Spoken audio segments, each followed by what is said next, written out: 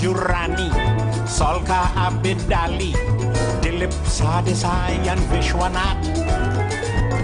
They make West Indies bowlers look like second-raters when those fellows came out here to bat. West Indies tried holder and keep voice. They had no other choice. They even tried with Newton Dow, but a shot at the sorry they bring him now. It was Gavaskar, the real master, just like a wall. We couldn't know Gavaskar at all, not at all. You know the West Indies couldn't know Gavaskar at all.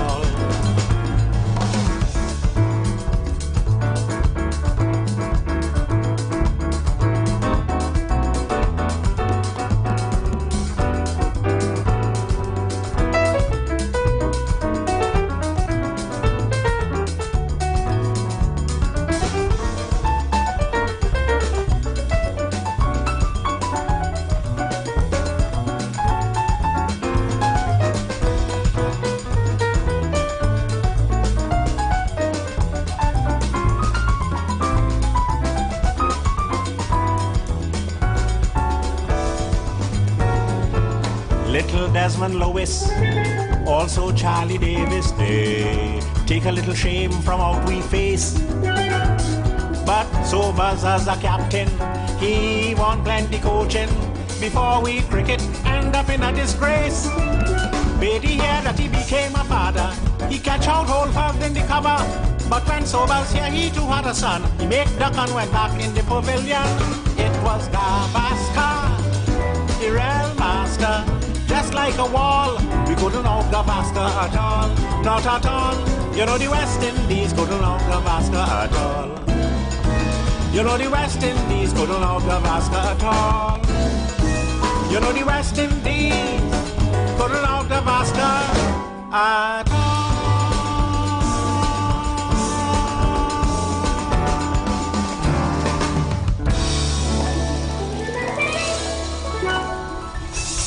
Good evening, Trinidad and Tobago.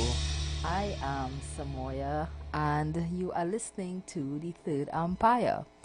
I wasn't here with you this week, but I'm here today, and I'm holding on for our umpires, Stephen Matheson and Ronaldo Rollocks, in their absence. So I hope you had a wonderful day today. And a lot of developments are happening. So before we get right into the topic for today, which again we are continuing on with what Stephen discussed yesterday, I want to say good evening to Mr. Neil IWER George and Mrs. George and all of the staff of the Street 91.9 FM. And certainly we are in for a treat. I understand yesterday we had quite a lot of discussion surrounding the CARICOM leaders session. Our Prime Minister's, how some would say, scathing remarks, Mia Motley's response in terms of her diplomatic approach to answering the reporters. So we have quite a lot of feelings about what would have happened on yesterday. So how do you feel about it? I hope to hear from you. Our numbers to call as we engage in this discussion: 342-0081 and 466-5391. I welcome your comments. So, the CARICOM leaders session. What can we say about it?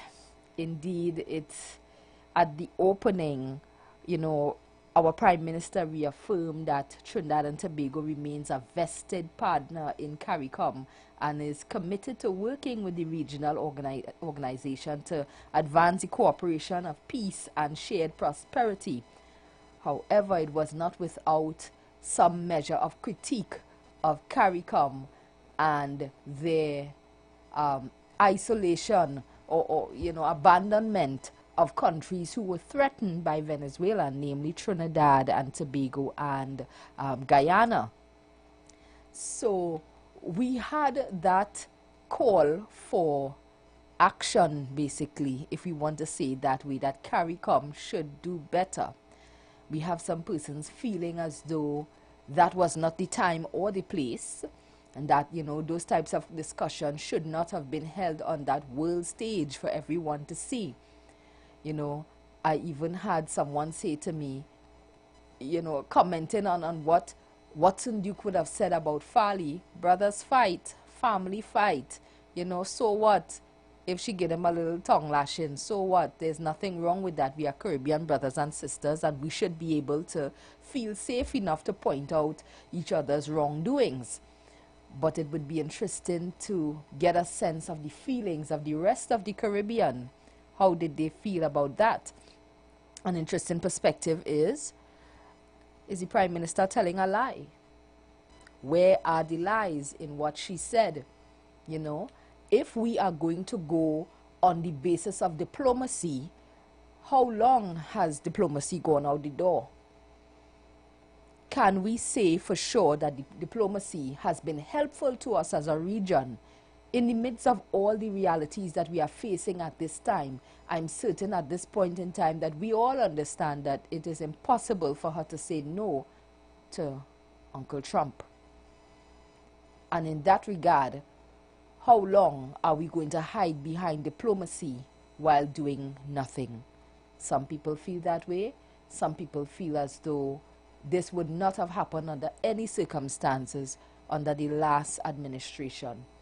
And there's calls for diplomacy and ensuring that the way we are presented to the Caribbean region and the rest of the world as a nation, it's not being done to the embarrassment of its people. She said, don't talk to me about zone of peace. She said, don't talk to me about the zone of peace. Joining the Street 919 FM family for the first time? We're so glad to have you. Call us at 466-5391 and tell us where you're calling from. Let's connect with our community on the Street 919 FM, the #1 election station. All right. So that has happened. Thank you, Director, for coming in. So in the midst of the diplomacy conversations, we want to know for sure. I would love to know, what do you think about what happened? How do you feel about it? Is she being too strong because she's now being called the Iron Lady, at least by members within her camp?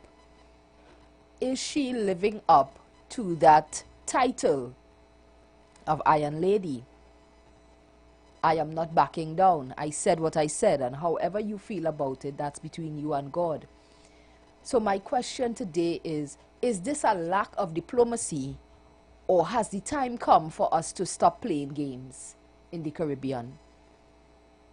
Is this a lack of diplomacy, or has the time come for us to stop playing games? Feel free to call me.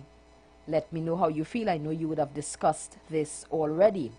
And as I continue, she emphasized the importance of advancing action beyond words, as I should say, to improve the quality of life for citizens across the Caribbean community, and stressed that CARICOM's foundation of coordination and cooperation must benefit all member states.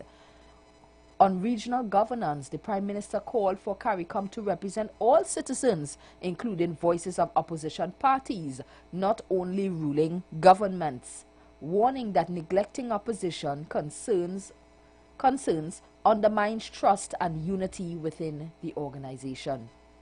Prasad Bisesa addressed foreign policy and security issues, calling out perceived interference by member states in Cuba's internal affairs, and reaffirmed a principled stance on democratic governance and free election. Her remarks on Cuba have drawn some backlash from leaders and commentators. She also highlighted ongoing concerns about illegal migration and national security, and speaking alongside other regional leaders like the Prime Minister of Jamaica, underscored respect for each CARICOM member's sovereign policy choices. On the sidelines of CARICOM, Prime Minister Prasad Bisesa held bilateral discussions with U.S. Secretary of State Marco Rubio, focusing on energy cooperation and security ties, and announced an upcoming meeting with U.S. President Donald Trump on March the 7th. How do we feel about this? Has the time come for us to be real about the circumstances within the region? Now, I am going to go back to the historic loss of election for St. Vincent and the Grenadines, introducing Mr. Friday as the new Prime Minister. Has the time come for that shift in mindset that actions have to be taken? Because we have been going around in circles with CARICOM for the longest while. We have been saying, you know, that we have this united voice, but to what end? And I mean, as much as we would want to disagree with perhaps the manner in which it is being done, we have to reach to a place where we ask ourselves, is she speaking the truth? And sometimes the truth hurts, eh? Sometimes, because we are already accustomed to what is before us, it is difficult for us to appreciate another perspective simply because the truth is hurtful. Are we using diplomacy as a crutch? How progressive are we as a Caribbean region in terms of having one united voice?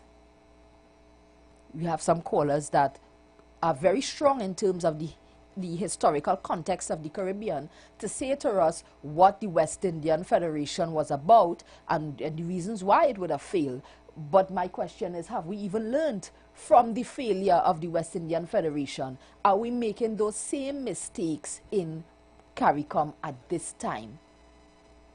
If Trinidad and Tobago makes a decision to remove itself, now the Prime Minister did not express that, but if we continue down this direction, what would be the end result if we are not a united Caribbean region?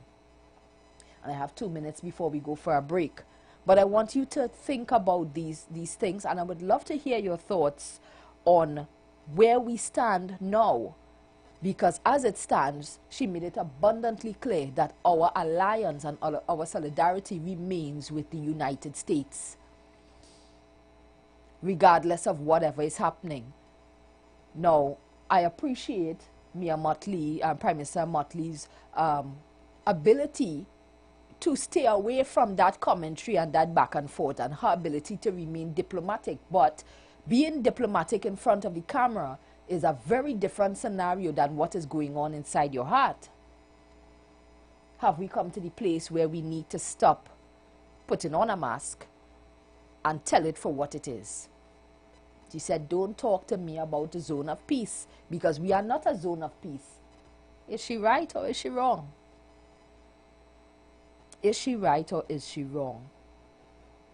It is time for us to reach to a place where we are honest and we ask ourselves, for the past 10 to 15 years, stretch it to 20 years, how far have we gotten as a Caribbean in terms of being united and having one united voice? Now, we are just a speck on the map, but how strong are we as a Caribbean region?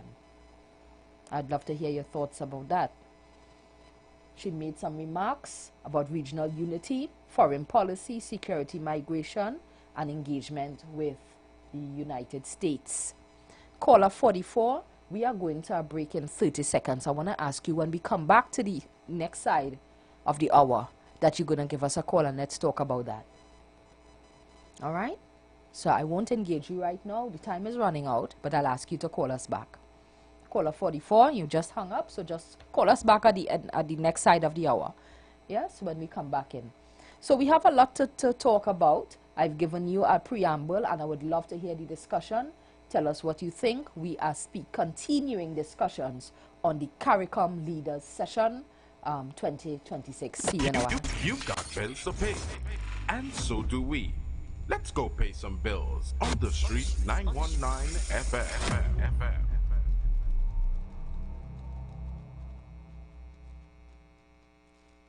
Not everything has to change. At KFC, we don't change the flavor, we add more.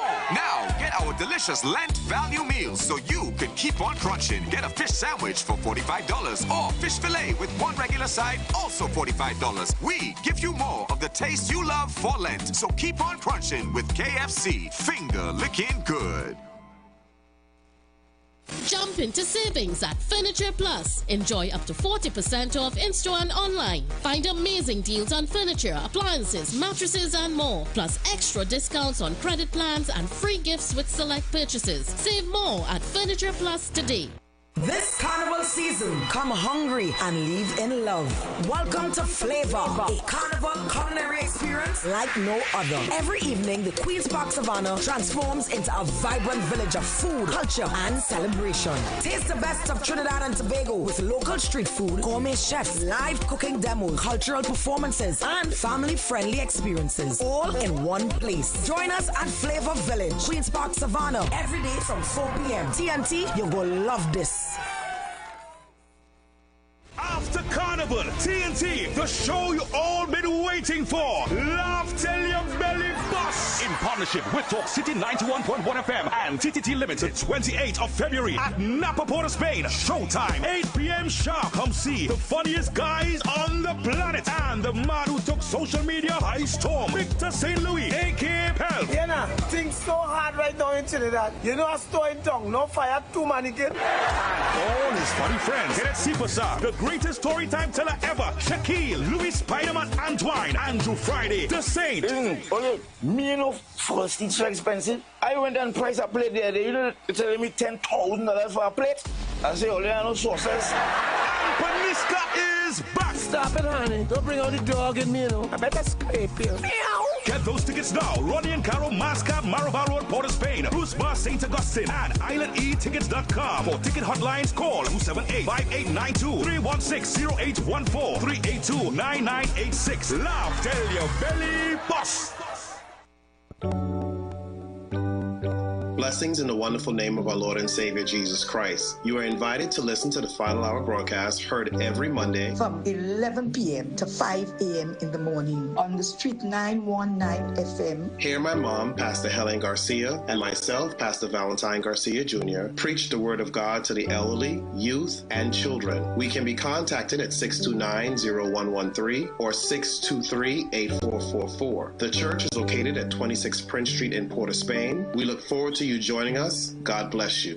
As my life I lay it on the altar, as my life.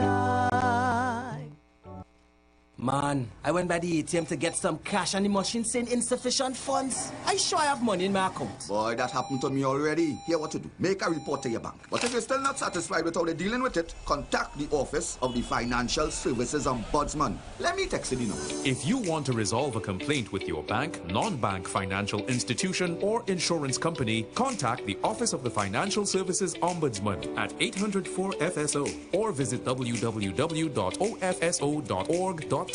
We can help, and our services are free.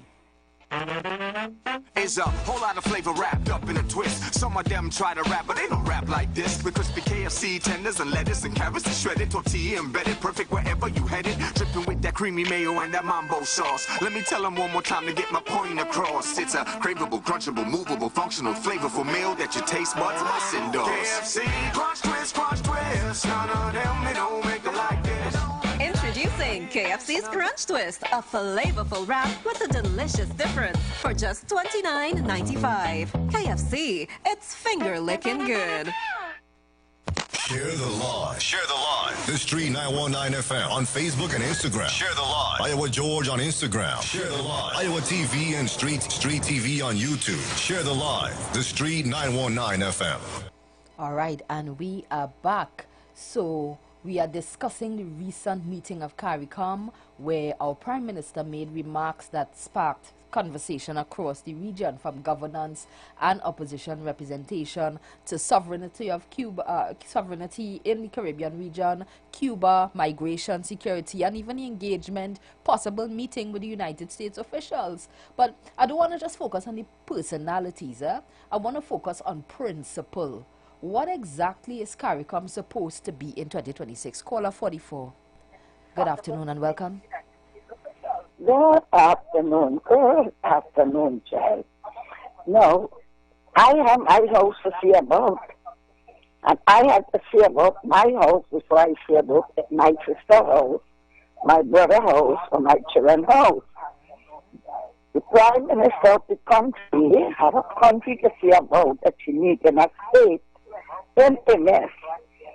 CARICOM used to depend on Trinidad oil and gas. They used to want help for the self-help in Jamaica.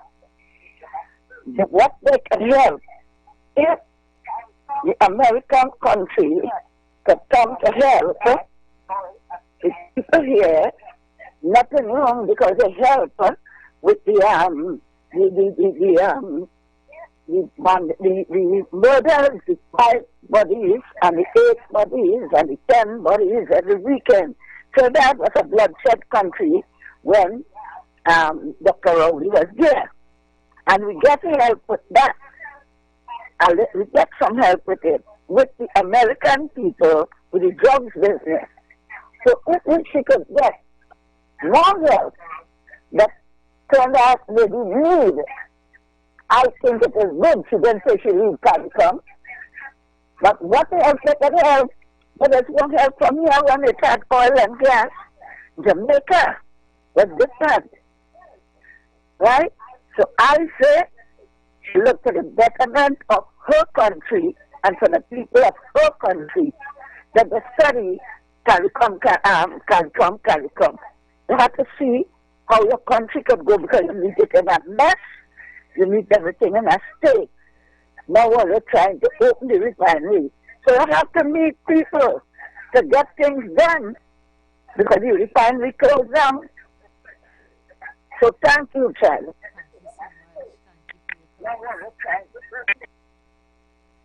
that caller is saying, basically you need to fix home. There's a lot of things that's happening home, and so for that reason you shouldn't, put so much emphasis on what is taking place at CARICOM. And I understand your views. Anyone else want to call in and share your thoughts on it? Feel free. So, I was talking about what is CARICOM supposed to be. Is it simply a forum for sitting of governments to cooperate?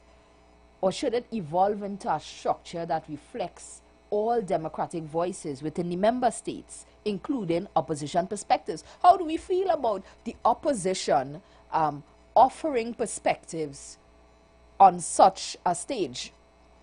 Now, we have seen in the past when the current government, when they were in opposition, they made statements that was anti-nation building.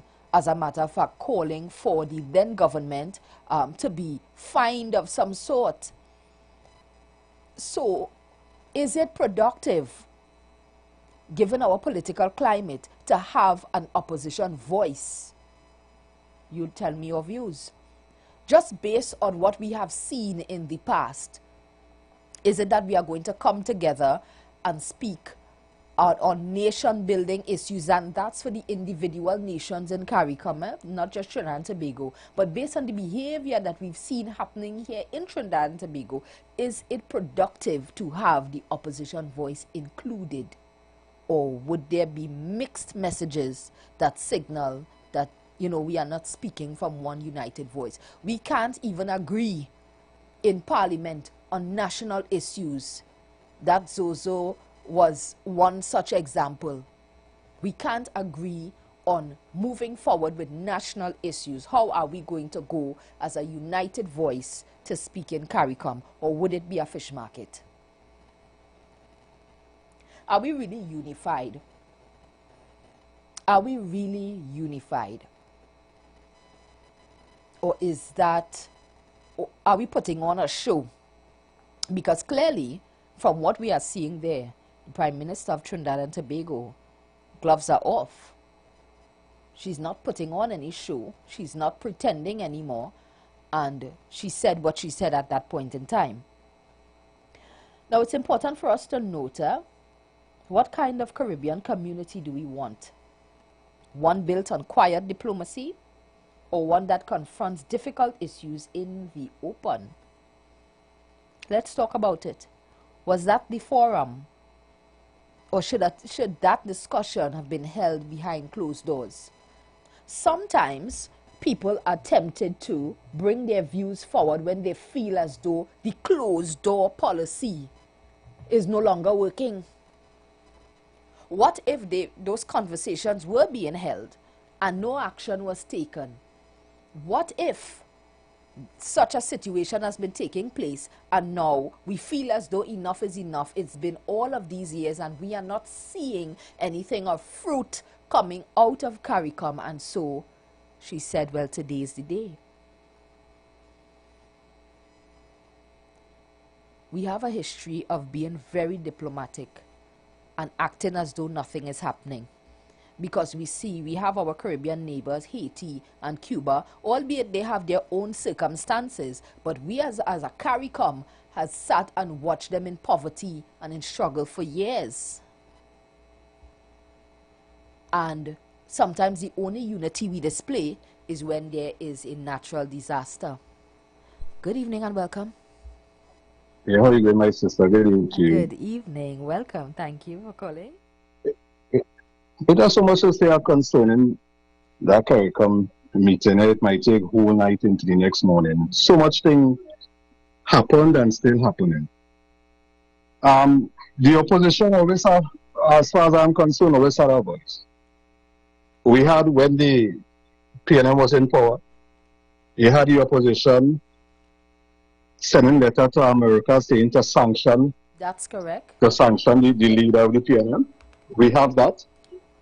We also had when the sea bridge was giving problems, and when the Rowley administration went to Australia concerning the boats, to come an easy problem here, the opposition right to Australia and spoke against that. I would like, if the opposition is speaking, or if they want a voice, let them speak with positivity. Let them speak with solutions, not on condemnation. Yeah. What sense would it have made you writing to America asking them to sanction Dr. Rowley? What is the sense in that? And it's the same thing that the opposition is trying to do now. Yes. To get involved with the drug and gas.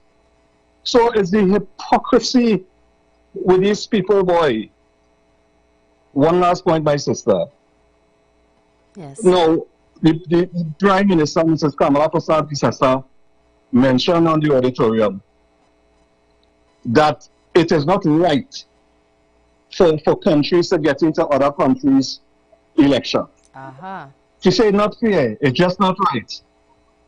But you had people of your own party in the UNC who went across in St. Vincent and in St. Lucia with the Yellow Code, Mr. Maximilian and this other guy, Ronaldo. And they're on record of saying that they were sent. Wow. So when you think the Caribbean leaders in listening Mrs. Kamala Bissessa with that point, you think they will laugh? You think they don't know that people from your own party try to interfere with St. Vincent and Lucia elections? But here it is, you are saying with a bold face, it is not right. And the whole Caribbean know what went on with your party trying to interfere with other countries abroad. So it's a joke, it's a laugh. I think, boy, that somehow there are some things they could do behind doors, because remember when Mrs. Mayor Motti was approached, she said, yes, we'll look at it, but not in front of the camera. Yes. We'll do it behind doors, and then we probably will get back to you. Yes. That is leadership. It's not everything you brawl out in the open. You're dirty in the water. So that when we meet in private to talk now, there will be a form of ignorancy there, because you have already took front. Yeah. So she needs, Ms. Kamala, I don't know who is advising her, I don't know who's speaking to her, but she needs to be a little more diplomatic in her approach when coming to political things and CARICOM. Thank you very much. Thank you so much for that. So we are KFC. You can feel free to call back. Those are some strong points. Those are some strong points. There's a saying that if there is no enemy within, the enemy without can do me no harm. Let's hear from KFC. Good evening, welcome. Good afternoon, Simoya. You're rocking solo today? Yes, I'm here solo. You look beautiful by yourself, man. Thank you. I know you're a man's a ramp up a madman there. A puppet gang guys. He said Orlando Octave and Macal. Them is entertainers. Them going across there to sing for the party. Then when we get a contract to sing for the party and promote the party, promote any party they want. Nothing there. Artists to go across in all the whole Caribbean and things. So young brother was singing on a multi-platform recently there. Okay. So you're saying that it had nothing to do with UNC interference? No, that nothing to do with UNC. You tell them, you said the high pressure ministers go across there. I see. And influence them. Them as artists, them going across it. Them looking for their bread, you know. Macamillion is an artist. He was a counselor or something like that with UNC. Who that? That Macamillion person's a Rasta guy, not so? Yeah, correct, that's right. Right, so, I mean, we're just looking at the optics, because if you use yellow as the code as the Trinidad and Tobago branding for UNC, and then the other party, Friday's party, had the yellow, and you carry across that yellow as the code, it has a look as though there's interference of some sort. Now, you could use the whole Macamillion artist thing to kind of wipe it off, but it doesn't take away from the effect of what you're trying to do. But well, that yellow is is just a perspective. Yellow is the code in the Caribbean, and yellow and red, you know. Well, I get you on that. So they could have brought a thing for the red party too. Yeah, but they got a contract to sing for the yellow party. Yeah. But the optics is so what people have looking for the bread. Yeah. But I get your point. But I look to and listen and taking you scream and look very beautiful this afternoon as usual. Thank you very much. Thank you for calling. All right, caller 44, you can feel free to call back. And those are some strong points that's coming in. Some people say this is just entertainment. Caller 41, good evening. Good evening, ma'am. Yes. Hello? Hi, go right ahead. I said it already on Tuesday, and I'm saying it again. Ms. Prasad Bissessa should have stayed at home. I said it Tuesday. She didn't embarrass herself with the rubbish that she was speaking. That's my point. I'm going on into all. I listened to that speech today by myself home. How you could go to a CARICOM heads meeting and say anything and trying to tell people speaking for this country. Something wrong with you. Wow. I don't want to say more again, and I go. Gosh, thank you for listening. Thank you, caller. Good evening and welcome. Hello? Hi, good evening. Go right ahead. Yes, good evening. Good evening, sir. Yes, we must be, Trinidad and CARICOM people seem to be in a little cocoon. We seem to be in a corner, not understanding how, because if you go and you look, if people are aware and have an understanding of how these blocks operate, economic blocks, I'm talking about political block because CARICOM is not a political block, right? You go to the EU, you see people, the German prime minister or president, he would stand up and he would speak with his heart. Macron, you would see Starmer.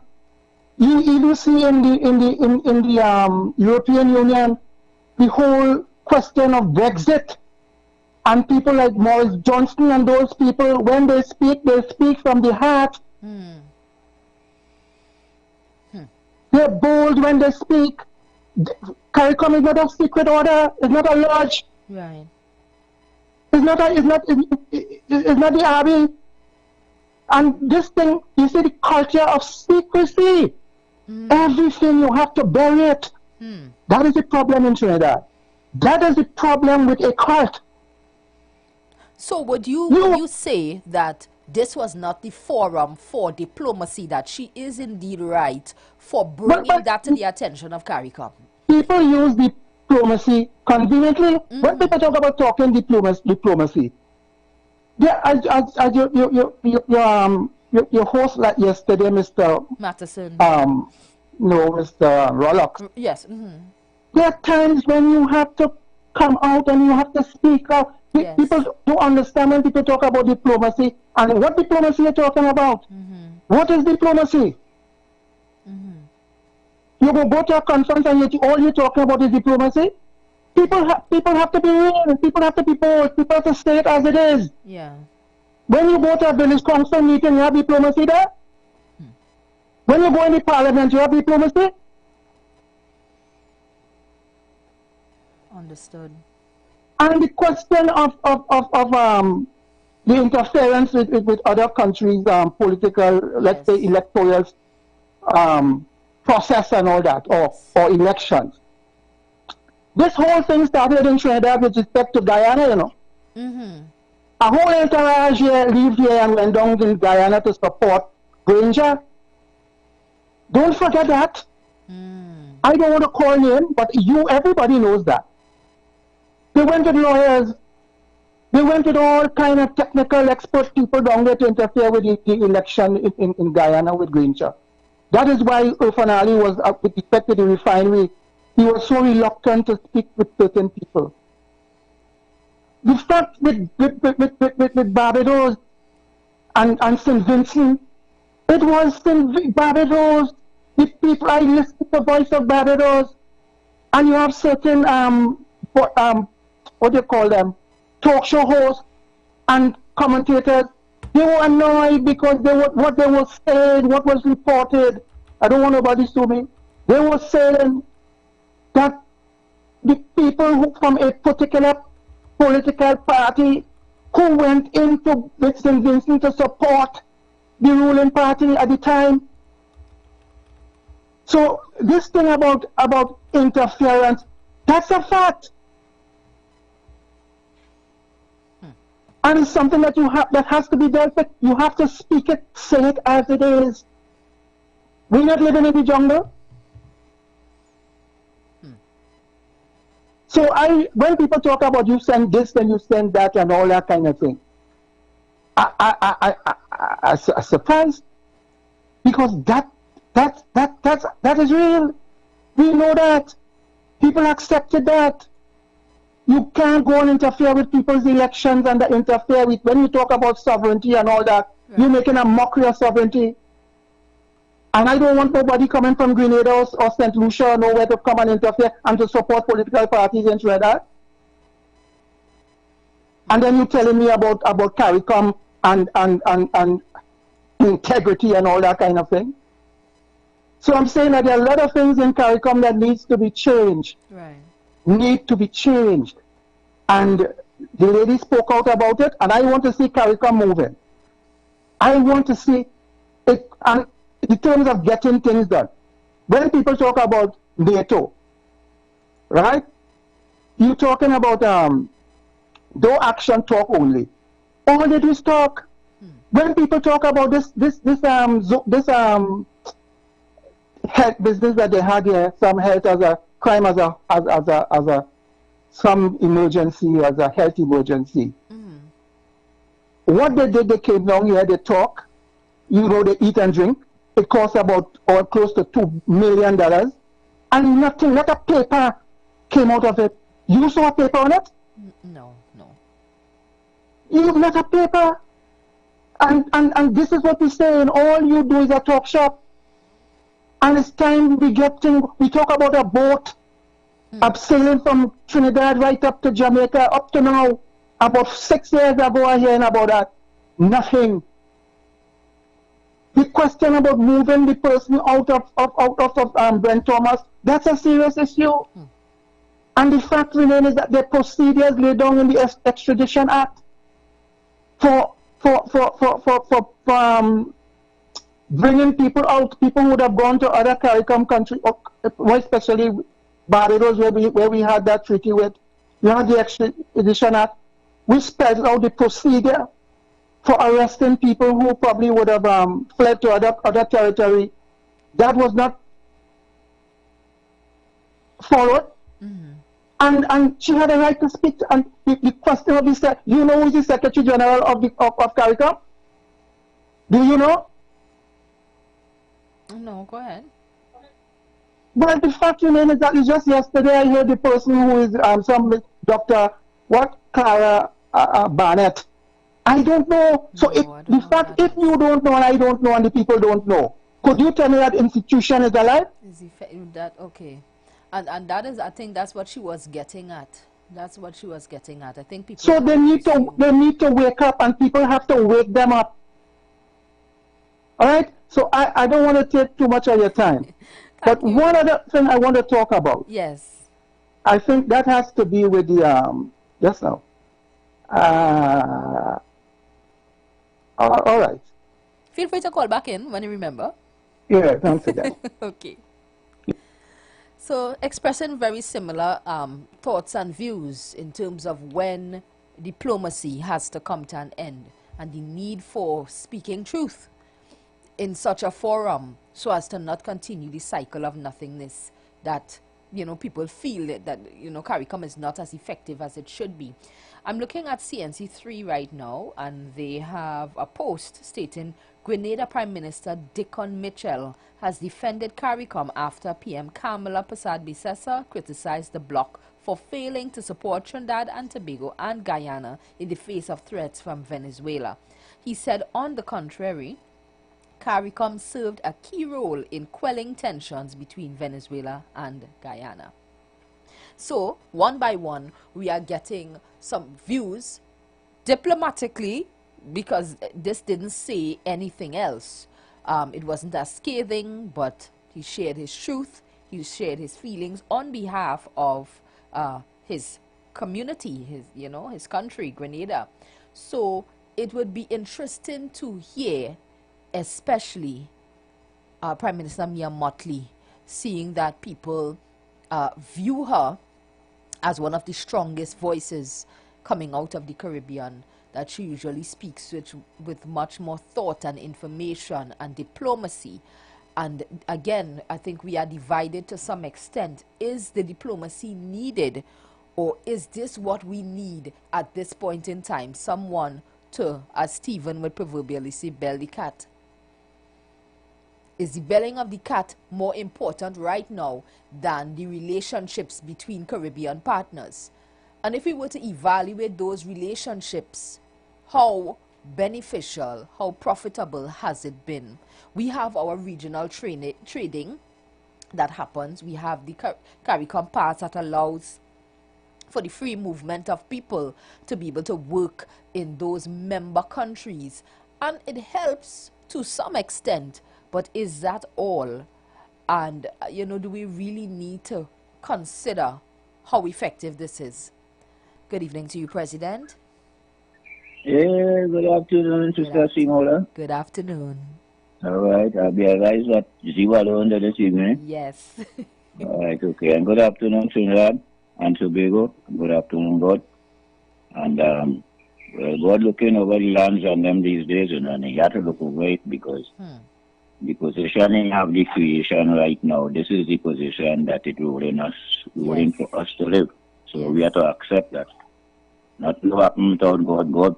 God create, and God keep on programming or producing the existence every living day. We may not see it because we've been told so much lies about all the different kind of God, but the Creator is one consciousness that on the face of the earth, which is life itself, in its creation, it's experiencing, it's through this existence we survive.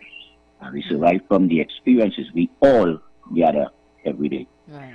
So I want to go straight now to that as an introduction to go into the real consciousness of what I'm hearing.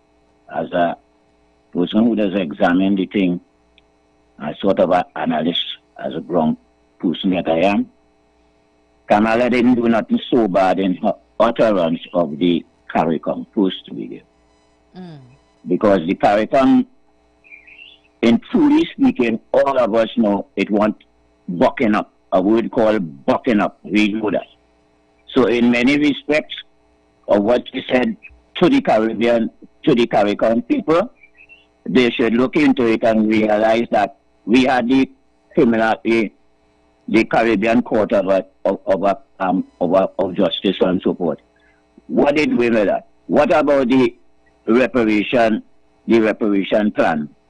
What kind of progress we making with these things? It have a lot of things that CARICOM suppose free trade, dealing with free trade agreements much more CARICOM-like, so that even with Venezuela, they would have a even much more voice in talking to America about Venezuela and so forth.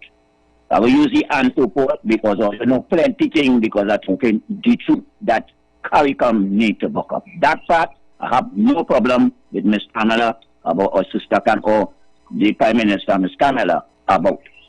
When she go across to Nigeria, to Haiti, and she go across to Cuba, within this Caribbean area, and Venezuela, those are three more or less social communist countries. We are here. They live their life. Right. We don't really hear they having problem as to say the people don't like their own existence. But what really happened with those countries, since we know it for such a long time, is the sanctions on those countries that bring those countries together. Because without the sanctions, we don't care what it is, whether they're communist or not, they would have project themselves better. Because they would have able to build the economy better. We have to be conscious of what's going on. I just want a single human being watching my life in my surroundings, and will talk the truth of my understanding, even from all your explanations. Right? And that is what I see. Paramount went too much into condemning the communist thing in the area, which I don't believe that was supposed to be part of the team. Because one of the things I would like to ask you is to more or less play or say, what was the theme of the conference? Because as far as bilateral agreements and so forth, if you put that in a category to understand what they're supposed to have been speaking about, then I could understand in some degree where, and we could understand and say in some degree where she totally went wrong.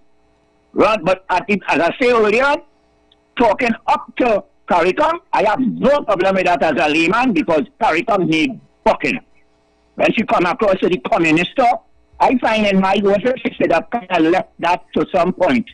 Because before you go and talk to Rodeo, and you go and talk to short Trump was the truth, then them put words in your mouth.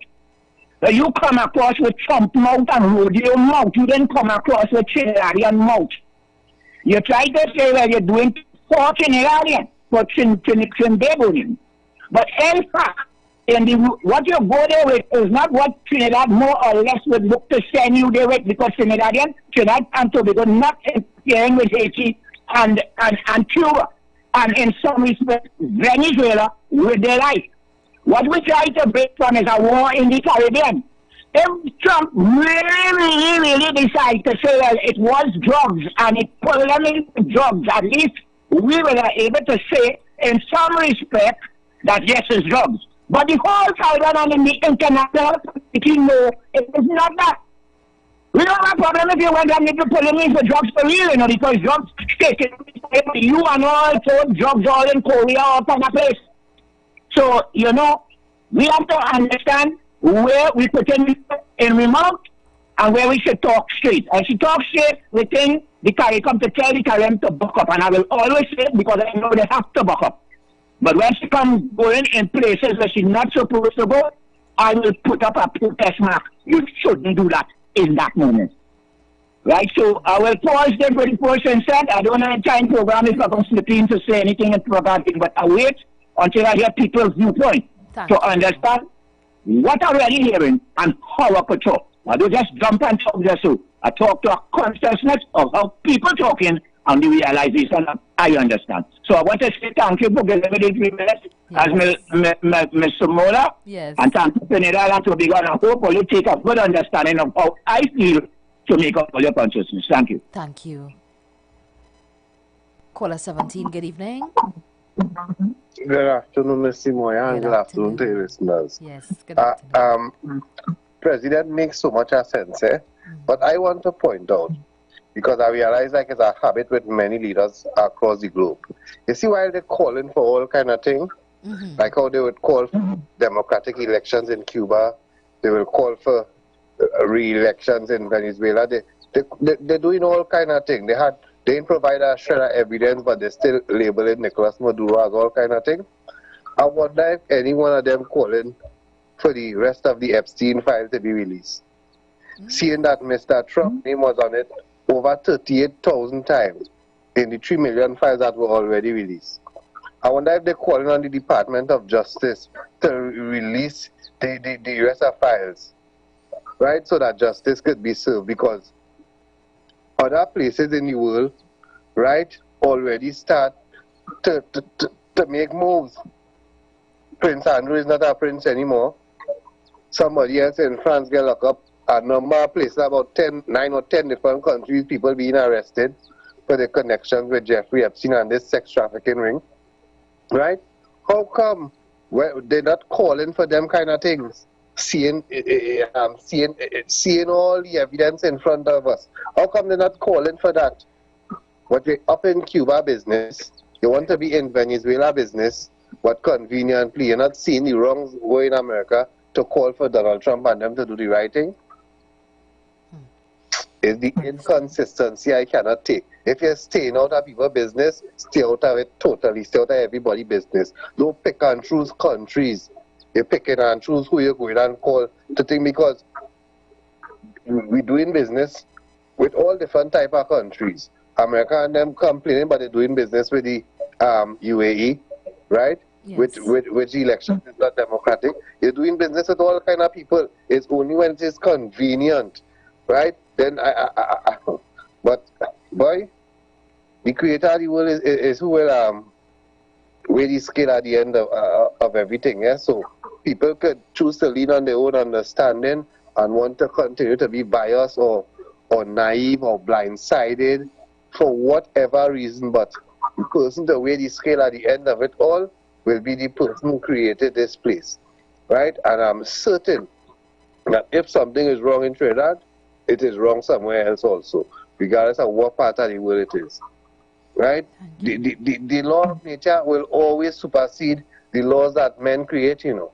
Because I say, when we call in for all kind of things, like, we don't forget, we could call for them to do something about the people who are in the Epstein files, because it's not him and Miss Maxwell alone was involved in this trafficking of children and young women and all kind of different things. I'll look to listen, Mr. Moya. Thank you so much. Thank you. One of the common themes that I'm hearing this evening is has to do with the inconsistency of the comments made by the Prime Minister and what we would have been seeing in the past. As a matter of fact, if I'm to read a bit of her excerpt as she started speaking, she said, "But I would also like to take an opportunity for a short time to speak openly and constructively for the benefit of all citizens of Trinidad and Tobago.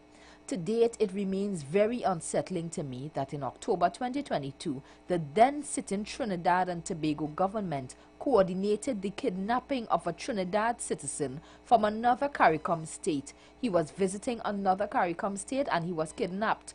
Our Supreme Court has ruled that he was kidnapped. He was placed in handcuffs, transported to the airport, and then back to Trinidad. I think an RSS plane was used to transport him.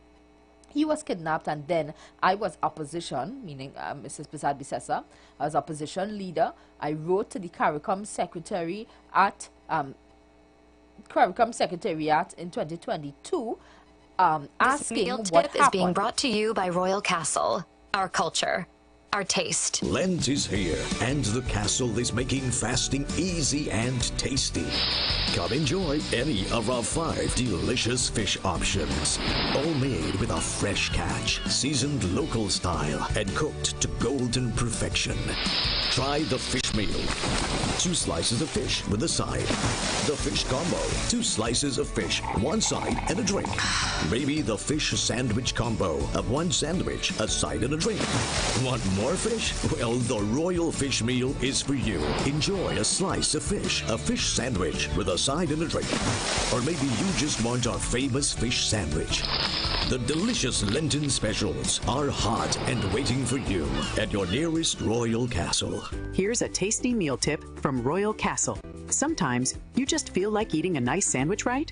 The sensation of biting into a soft bun with the crunch of fresh lettuce and the taste of tomatoes along with the added condiments, all a treat to your taste buds. At Royal Castle, our sandwiches are a hit. Try the center breast chicken and flying fish sandwiches, the wholesome veggie burger, and at selected locations you can also get the grilled salad or grilled sandwiches. So when you get the craving, remember that the Castle has some delicious sandwiches. Ask for them in a combo too with your favorite side and a drink. Royal Castle, our culture, our taste. Lent is here, and the castle is making fasting easy and tasty. Come enjoy any of our 5 delicious fish options, all made with a fresh catch, seasoned local style, and cooked to golden perfection. Try the fish meal. 2 slices of fish with a side. The fish combo. 2 slices of fish, 1 side, and a drink. Maybe the fish sandwich combo of 1 sandwich, a side, and a drink. Want more fish? Well, the Royal Fish Meal is for you. Enjoy a slice of fish, a fish sandwich with a side and a drink. Or maybe you just want our famous fish sandwich. The delicious Lenten specials are hot and waiting for you at your nearest Royal Castle. That tip was brought to you by Royal Castle. Our culture, our taste. All right, and we are back. So that was the tip from Royal Castle. Sorry, I did not see that happening at this time. All right, so I'm back and I'm speaking about part of the comment from our Prime Minister's speech, referencing the kidnapping of a Trinidad citizen in a CARICOM state. And she said she would have written to the CARICOM Secretariat asking for an update in terms of what would have happened. And to date, there has been no response. She said, I say the CARICOM that there has been no response. It may be the result of poor management, lacking accountability, or most concerning, that one ceases to be recognized by the Secretariat as a member citizen of CARICOM when not in government. Perhaps that is one of the reasons why she would have said there is a need for an opposition voice. Right? And I'd ask you, she continues, we have to part a way forward. Yes, we won our elections. Yes, we are the majority parties. All of us here, all the heads, but we were once in opposition. We may all be in opposition again, but we must work together for all of our nations, all of our citizens, whether they belong to the governing party or whether they belong to the opposing parties. Now, interestingly, she is referencing a kidnapping, and this the person who was the victim of that issue is businessman and firearms dealer Brent Thomas, who also responded based on her remarks. The article in Guardian says Thomas wants truth shared about his arrest and removal from Barbados. He was there at the time. When contacted yesterday, the article says, Thomas said, I hope one day the persons responsible will be exposed and the truth shared in the public domain. Thomas had previously called for an investigation into the role played by former Prime Minister Dr. Keith Rowley's administration. The admission of guilt on the Rowley government's part, in my opinion, should be duly investigated to understand more of who, how, and why the loss of individual rights could be swept so easily away with due process. Having reflected on my situation since and over these challenging years of so much personal and professional loss, the extrajudicial forces in our country should concern us all. Let me take this call. Good evening and welcome. Yes, my dear. Yes. You just mentioned there that the Grenadian Prime Minister debunked what Mrs. Kamala Persad said when she mentioned that when Venezuela and Guyana were going through their stuff, that the Caribbean didn't intervene. Yes.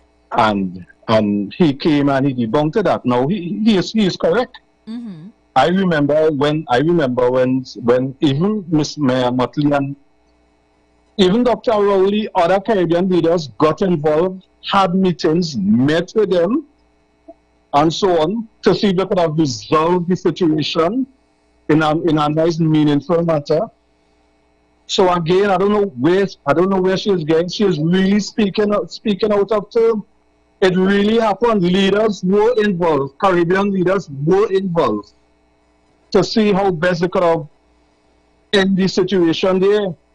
So to say that when Guyana and Venezuela were going through their problems with land and so on, that the Caribbean did nothing and the leaders did nothing, that is untrue. Mm-hmm. It is not true. You know, Paula, just before you continue, the statement that I just read, speaking or referencing this kidnapping of the Trinidad citizen in Barbados, wasn't that the same situation with Maduro, though? How could we compare the two? You see? So, you know, our brothers and sisters are sitting there listening to that speech and it's like, okay, but what happened with Maduro, though? Exactly. Go ahead. No, today you have Venezuela again. Nothing new. Cussing the speech from Kamala because of what she mentioned that Mr. Maduro was a dictator and all this sort of thing. And now you have the vice president of Venezuela and others in Venezuela now finding what she said was so irrelevant and uncalled for. And they had much to say about that. Right? And these are the kind of things that we're talking about. That I don't know if she have a speech, I don't know if she does make sure that everything she's saying that it is confirmed so that when she says something it will be factual, or if she just speaking over her head. Look, we had a meeting today. All the CARICOM leaders met to discuss trading, to discuss the way forward for the Caribbean. She was not there. Yeah, she came back. It's as though you just went. She in Trinidad. So where you went for? What was the purpose of going? If your purpose was not to meet indoor with the leaders of the Caribbean to discuss our way forward as a Caribbean, if you left before that discussion took place or before that meeting took place, where were you went there for? You went to give a speech, you went to give a vengeance speech, you went to tell them, according to you, if you vex, you lost. Was it about vengeance? Was it that you wanted to speak your mind and then are going away? It is appearing that way, my sister. It is appearing that way.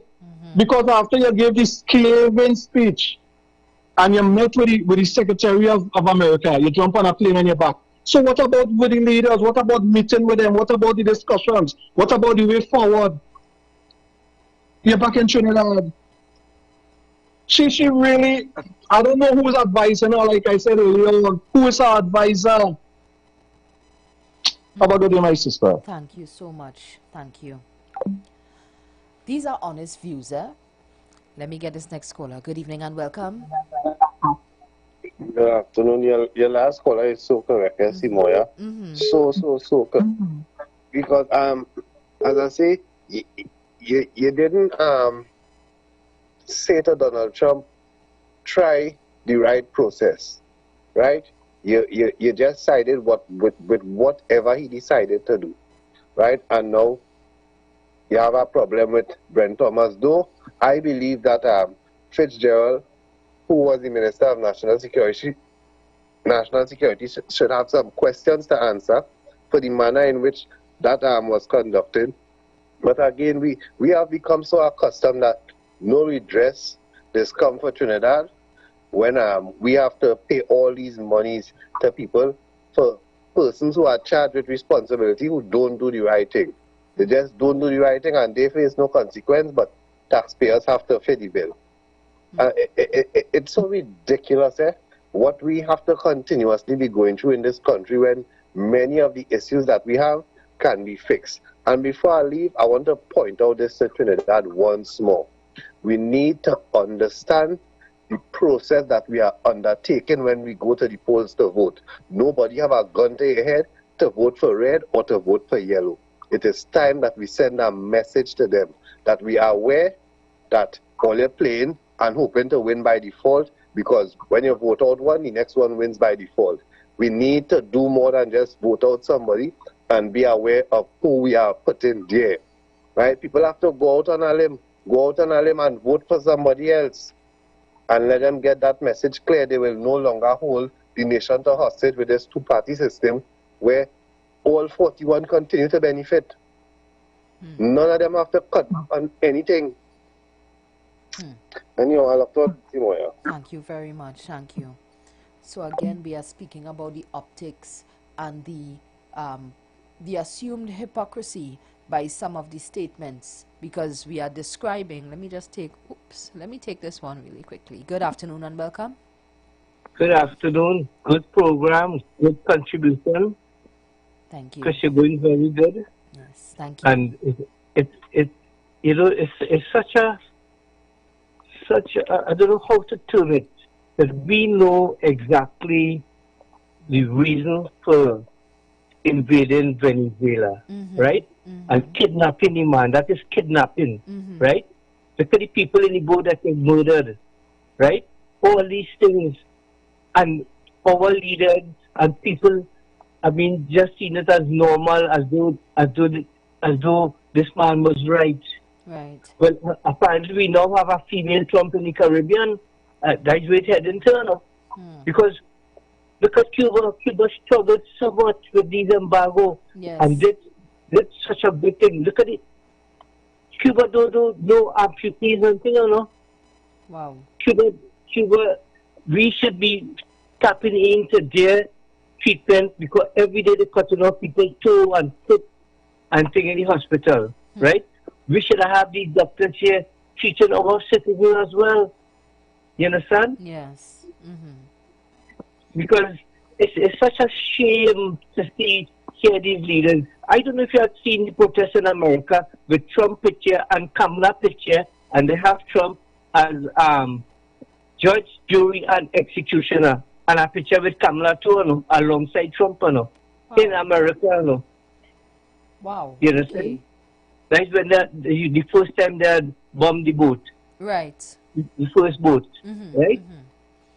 And we just do it as though we normal, and they should say, talk about Trinidadian and the Caribbean still kind of peaceful in a way, Yeah. You understand? And people not standing up and as though, like how some of these African countries standing up now for the rights. Right. You understand? And this woman, I don't know what to say, but she's like the female Trump in the Caribbean right now, right? Because you do as though, if you hear anyway, sometimes the CIA, they have to function how the CIA direct them to function, You understand? Yes. Because remember, it's embargo for we too as well. Yes. Right? So I hope other countries, I don't want to call them, could really support Cuba, right? Look how great Cuba did with nothing from America. Right? Look how great they did. And you're condemning Cuba and talking about communism. And think that Maurice Bishop had shown the fastest growth in the shortest space of time in the Caribbean. Right? That the CIA didn't want that. The plan and they executed, they caused turmoil and execute demands. That's how CIA does operate. Look at Gaddafi, look at these leaders and them.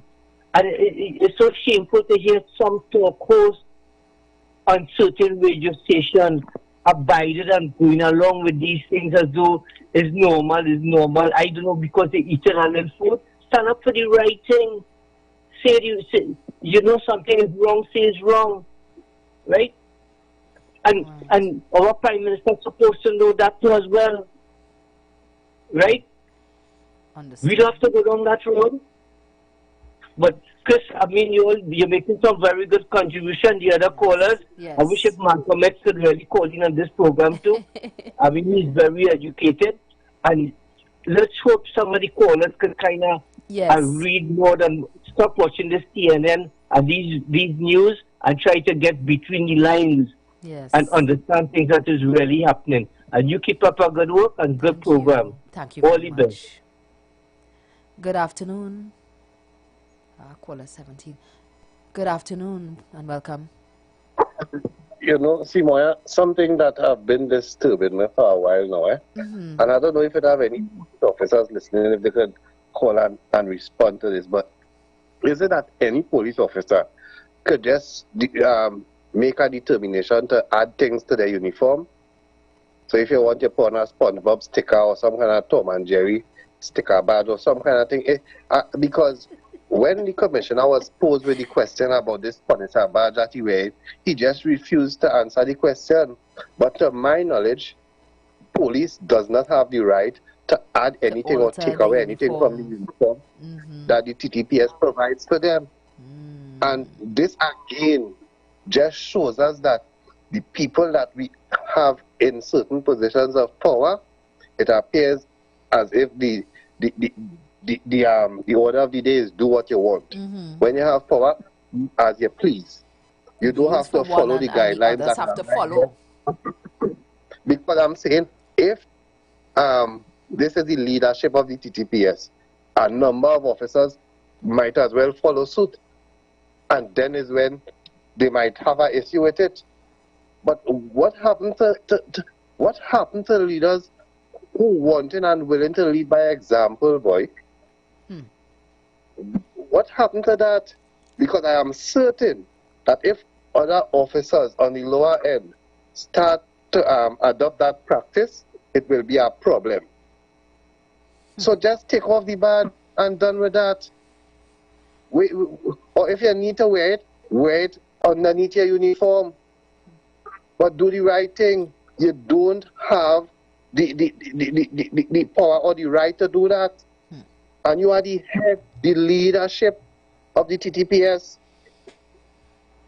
Sending strong messages here. Thank you so much, caller. Yes. And we have to be so mindful again of the optics of certain things, because on one hand you're complaining, not calling, sorry. We are complaining about, let me take this call. Good afternoon, caller. We just have 2 minutes. Go right ahead. I just want to say, with respect to this, I heard Chris spoke about the police commissioner. The appropriate body to deal with that is the Police Service Commission. You can't, you telling the man take out this and take out that. If he feels, the fact remains, it is the person, the authority to deal, they're the ones who employed him, you know, they're the ones who oversee his function. They're responsible for his tenure.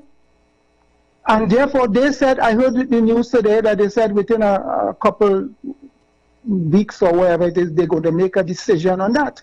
Right. So I won't prolong that. I'll wait to hear what the Service Commission, the Police Service Commission, is going to say about that. Right? So I'm not going around that. If you people calling for him to take it out, and persons went to reported to the Service Commission, and they say that they're going to make some decision with respect to that, I await that. With respect to this this extradition with Brent, I don't see how you could tie that with Trump kidnapping, or what you say, kidnapping Maduro. I can't tell Trump nothing. You can't tell Trump nothing. Mia Motley can't tell Trump nothing. Gonzalez Holness can't tell Trump nothing. The fact remains is that it is a wrong. What happened there breached the whole principle of due process and adherence to the rule of law. The law is the Extradition Act. They violated that. The man was never afforded due process. Right? That's it. I'm not going there. And that is within CARICOM. That's a CARICOM matter. Caller, that's not a Trump and Kamlab or Trinidad business. We're talking about issues or matters that affected Trinidad. 919 FM.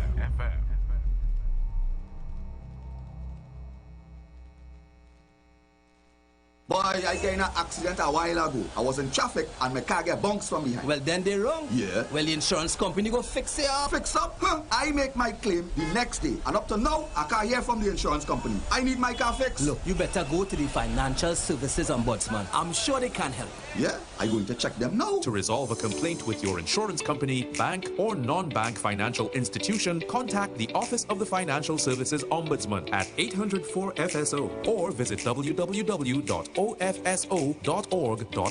We can help, and our services are free.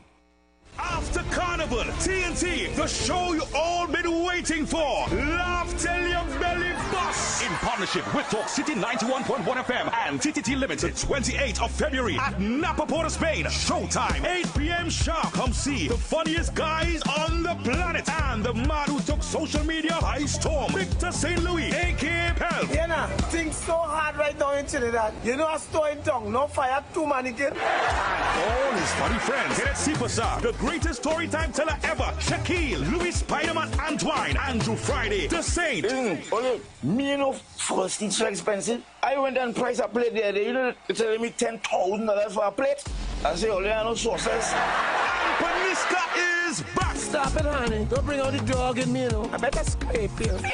Get those tickets now. Ronnie and Caro, Mascot, Maraval Road, Port of Spain, Bruce Bar, St. Augustine, and IslandEtickets.com. For ticket hotlines, call 278-5892, 316-0814, 382-9986. Laugh till your belly busts. This carnival season, come hungry and leave in love.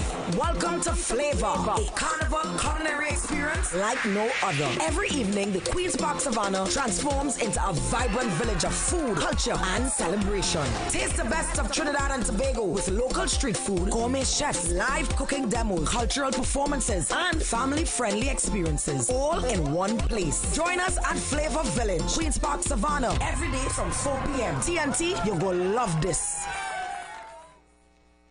Not everything has to change. At KFC, we don't change the flavor, we add more. Now, get our delicious Lent value meals so you can keep on crunching. Get a fish sandwich for $45 or fish fillet with 1 regular side, also $45. We give you more of the taste you love for Lent. So keep on crunching with KFC. Finger licking good. There's some advice when you hear it, you know one time is good advice. My granny tell me a hot cup of good and natural ginger tea first thing in the morning does wonders for the body. Good and natural ginger tea in its single-size packets is excellent for flavoring your cooking, salads and desserts. But what was news for me is when my granny say a hot cup of good and natural ginger tea helps with nasal congestion and colds, stomach problems, migraine headaches, and it's really good for arthritis in the body. Made from freshly crushed ginger root to get that strong ginger taste and aroma so soothing. Good and natural ginger tea available with or without sugar, so all you need is boiling water to get a cup going. As the old people say, don't take flambeau to see the night what you could see clear in the day. Good and natural ginger tea. Good advice to start your day right. Hi there, I'm Lester Suklal, inviting you to join me on the first, second, and third Saturday, 8:30 p.m. to 11 p.m. for the program Slow Gospel Music, and on the fourth and fifth Saturday from 8:30 p.m. for an extended version of Slow Gospel Music on Street 91.9 FM. Share the live. Share the live. The Street 919 FM on Facebook and Instagram. Share the live. Iowa George on Instagram. Share the live. Iowa TV and Street TV on YouTube. Share the live. The Street 919 FM. And welcome back. Caller, the last person who was speaking before we went on the break, we apologize for the disruption. Please call us back and continue your contribution. What he was saying essentially is that the kidnapping of the gentleman from Barbados, Mr. Thomas, is a separate situation from that of Venezuela. Good afternoon and welcome. Yeah, good afternoon again. You know, Mr. West said something there, and it leaves a bit more concern for me, right? When the Police Service Commission say that they will address that in a couple of weeks, that kind of cements my point where there's a different threshold for the people who are holding power or the people who are at a certain level in society, because that is not a matter that ought to take weeks, because I am certain there is a code as it relates to how officers have to treat with the uniform, and the commissioner must abide by that also. So it's just to visit that, right, and cite it and let him know that he has to stop. If he doesn't, then some sort of penalty ought to be introduced. But to tell the nation, right, that we take in a few weeks before we address that, that is unacceptable, because as I say, if some other lower end officers start to do that, it wouldn't take them a few weeks to address it, right? Something they could address one time. I will challenge Rippin Muscal to understand how some of these institutions dysfunction in this country and expect us to just accept certain things from them. That is unacceptable for them to tell us they will deal with that in a couple of weeks. But better every officer in the TTPS just do what they want with the uniform, and only take however long they want to take to treat with it after that. That is ridiculous and unacceptable. That is a simple matter. Wow. Thank you so much. So we are seeing quite a lot of inconsistency. The person that was calling about the Mr. Thomas contribution, please call back and continue your contribution. As I was saying, he was saying that the kidnapping of Mr. Thomas in Barbados and the arrest of Maduro are two separate issues. And so because no one is able to really dictate the operations of Mr. Trump, you know, the situation here with the Trinidad citizen happened without due process, and so they are two separate matters. I am not sure if I agree, but I would love for him to continue that contribution, because yes, there is fact in the points that, you know, the whole due process situation has to happen. But I think we are not just looking at the situations. There are persons who feel as though the principle of the situations is what is noteworthy. Good afternoon, caller. Good afternoon. Why I say there are two distinct issues. Because you at CARICOM, and you are raising issues pertinent to the functioning of CARICOM and CARICOM countries, member states. Right. Okay. You raise the issue. This Trump matter. That is before the ICC, before the ICJ, or those international tribunals, and even in the court of I think Manhattan or wherever it is, that will be dealt there. Right. When you get into that, you have evidence. You could prove anything. But what I'm saying, you have public opinion, but public opinion is not. What I'm saying, you have public. Your matter could be tried two ways. In the court of public opinion and in the court of law. Right. And I'm saying that it is in the court of law. Right? That is Trump. The world is dealing with that. Right. Those who have been impacted are dealing with that. They are there and they are dealing with matters affecting CARICOM member states. That is an issue that impacts on the Caribbean, the relations between CARICOM states. Yes. And she was right to raise it. Right. What people don't want to hear is that the previous government may have played a part in it, a part in the whole process. They don't want to hear that. Don't raise that. Why are you going back there? That's a fact. And you have to deal with it. You can't hide things. You can't hide forever. And these are not matters that you could push under the rug. I don't want to hear you talk about that. And so long that happened, the fact remains is that it happened, but it was wrong. And if we don't correct our mistakes, our error, and those people who may have fallen short in the law, whether it's domestic law or international law, we're going down a slippery slope. Caller, so we have to deal with that. Question. Do you agree with her when she said that there should be room for both the ruling governments and the and their respective oppositions to have conversation at the CARICOM level. How do you feel about that statement? You heard that? Did you hear that? Yes, she said that in her speech. Well, what I heard was that she was saying that they must pay attention.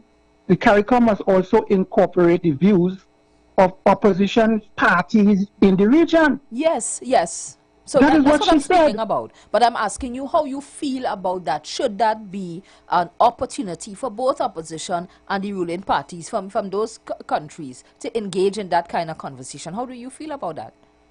Well, the thing about it is that you have to devise, you have to have order. Yes. And if in fact you must come up with a mechanism, a structure to deal with that, to have the opposition incorporated, whereby the views of those people, because you have a government who may in fact, yes, they elected by the majority, but what happens to the minority now? Are their views represented in the CARICOM? In fact, we don't have unlike the EU, we do not have a parliament. In the EU, you have the European Parliament, where members are elected from various countries, the different countries that comprise the European Union. We don't have that.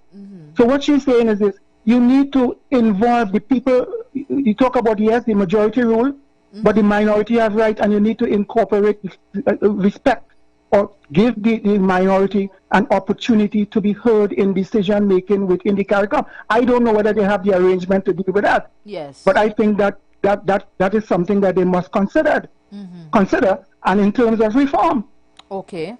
Okay. That is what I got from it. That's the direction I was going at in terms of that, because we don't have a culture of debate, you know, whereas the United States, their political system allows for presentation of both views during the campaigning period. And so we don't necessarily see that happening here in the Caribbean region. So maybe, as you rightly said, it's an opportunity for presentation of both ideas in a structured manner. We hope that it is in fact done in a structured manner and not with the level of hostility that we see happening. Well, CARICOM, that calls for reform. Because the CARICOM as it is today, it's going nowhere. Yes. And therefore, we have to take a second look at CARICOM. So I'm saying that it was good that what happened, and these things are very, very important, you know, to force people into thinking about the way things are being done, and probably look at ways in which we could improve the operation or functioning of these institutions. That is what it does. And if you don't have free and frank discussion, everybody is hiding behind a chair or on their table, you ain't going nowhere. You can't change anything. You can't improve anything. It is when people stand up and speak out.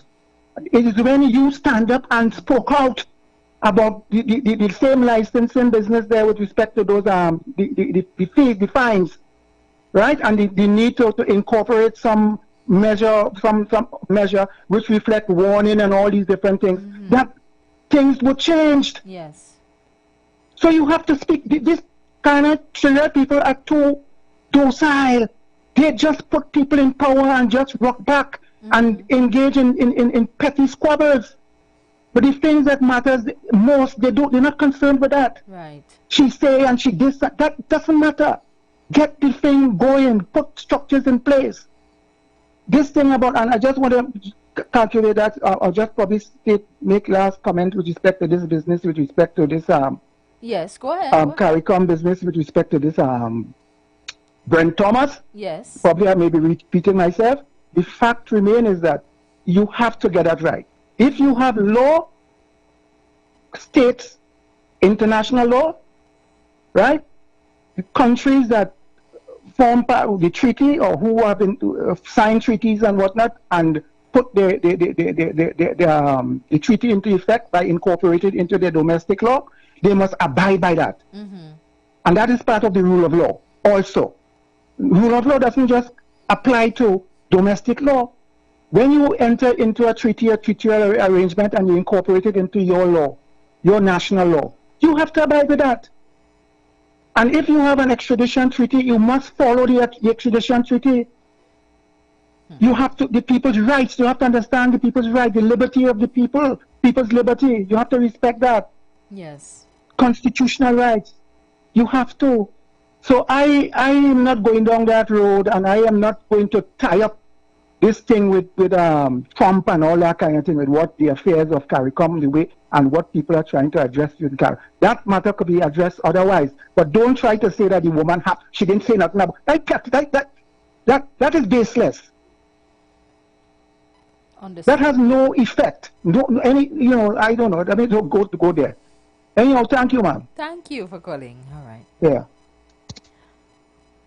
Keep your calls coming as we continue on this topic of the CARICOM meeting. And what are some of your thoughts? How are you feeling about what we are seeing here today? Somebody is good afternoon, Ronaldo. This topic. Hi, Ronaldo. Good afternoon. Hi, good afternoon. I missed a lot except what Mr. West was saying just now. So yes. Tell me, how has it been in the umpire? Chair, the only standing umpire.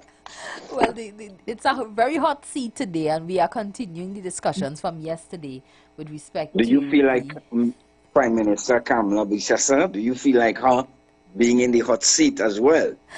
To some extent, I am enjoying the different views and thoughts, because in my view, I am saying that I think there's a place for diplomacy. I also believe that we have been hiding from behind, I should say, we've been hiding behind diplomacy for a long time while ignoring some things that are before us. And I think she was at a point where she said no more hiding, and we are going to say what we have to say today. So it's just a question. I believe people feel a bit uncomfortable with the manner in which it was said, and they felt as though that was not the forum. But if not that, then where? And who is to say that they didn't have conversations behind closed doors and nothing has been brought to fruition? That's just how I feel about it. And I will use this analogy with you because I think you will be able to relate to it more than anything else. When there's a sermon in church that preaches everybody is going to go to heaven and everybody nice and Jesus loves the little children, everybody's happy. Mm-hmm. When you start to talk about sin, judgment, damnation, and hell is real, they say you're judging them. Yeah. And the two things are true. They both are true. Yeah. Could the Prime Minister have said certain things a better way? That's always a true. Trump does do it too. All Prime Ministers, when you look at it, they could have said it a better way. Mm-hmm. I do not believe that she had any ill motive. She said a lot, and sometimes it is the tough discussions that will bring out the maturity and the growth in us. Yeah. If we keep replying to character and character assassination and you know what I mean, then that will be unproductive. So I think we have to take the good in the speech. Yeah. And there were many things, as you just pointed out, about cooperation at a particular level, especially at CARICOM level, incorporating both government and opposition forces. Mm-hmm. I heard you talk about that with the little I got just now. Yeah. And Stephen and I talked yesterday about her inviting CARICOM members to take advantage of the Coover Children's Hospital that the U.S. has promised to help furnish, and the DB South Campus. Those are positives. Yes. But sometimes it depends on what you hear. Some people go to church, and I always will use that with you, and hear only bad thing, the preacher driving. Look, he thieving the money. Look, he pulling the people. Look how she skirt too short. And the message of salvation miss them. It miss them. Yep. And they sit down in the church. It miss them because they focus on the strife. And the preacher maybe make her both fat, this person and he both that one. Yeah, he did. But is that all he did? So I'm saying, is that all she did? Is that all she did that ventilate this and ventilate that? I think there were very good points. There were very good things to highlight. And that is the forum. I mean, we could imagine the nitty-gritty would have been done behind closed doors. Yes. The fact is we need the U.S. as an ally. We do. Especially in the Caribbean. I don't see anybody else running to our help, when it comes to safety and security. But how does that balance with our own sovereign rights? Fine. There was a country that said no to the radar. Nothing is wrong with that. They said no. But nothing is wrong if you say yes. Yes. You can't have to say yes because I say yes and all of we say yes and we all in it together. Yeah. A solidarity forever. That is not how this works. And sometimes I feel that is what we expect. And when we don't get it, we say somebody breaking ranks. That's not how it is. That's correct. That's not how it is in reality. People differ, people prefer, people prefer. And we want the essence of what we're trying to say. Now we will unite on a matter. Yes. But just like Prime Minister Holness said, and Prime Minister, we all have our own realities. Yes. When Grenada and St. Vincent were doing the negotiations with the Lomé agreements, with the banana, that wasn't our reality. Oh, we don't grow, but we never export bananas here. Yeah. Good. And the preferential trade agreements that existed and were going to cease after how many years, etc. You know, so we are diverse in the Caribbean, and we will see issues. They call us Southie, because we are south of the Caribbean. Those in the OECS have a different type of experience as well. Yes. Those smaller Caribbean islands have a different, right? We both have carnival. Some people have the Tima, some people have Jab. It's carnival all the same. Yes. Good? So we have to look at diversity and divergence. Absolutely. Of views. I like that. Even as unity. There's no issue in divergence of views.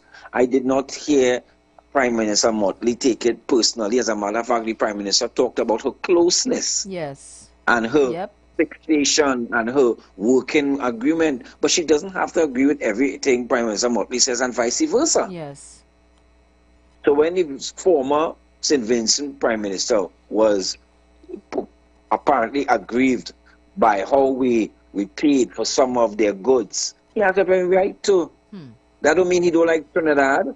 Then that was before that was Mr. Gonzalez, Rob Gonzalez. And he spoke about his traditional and historic relationship with Prime Minister Manning, and that too is true. Yes. Good.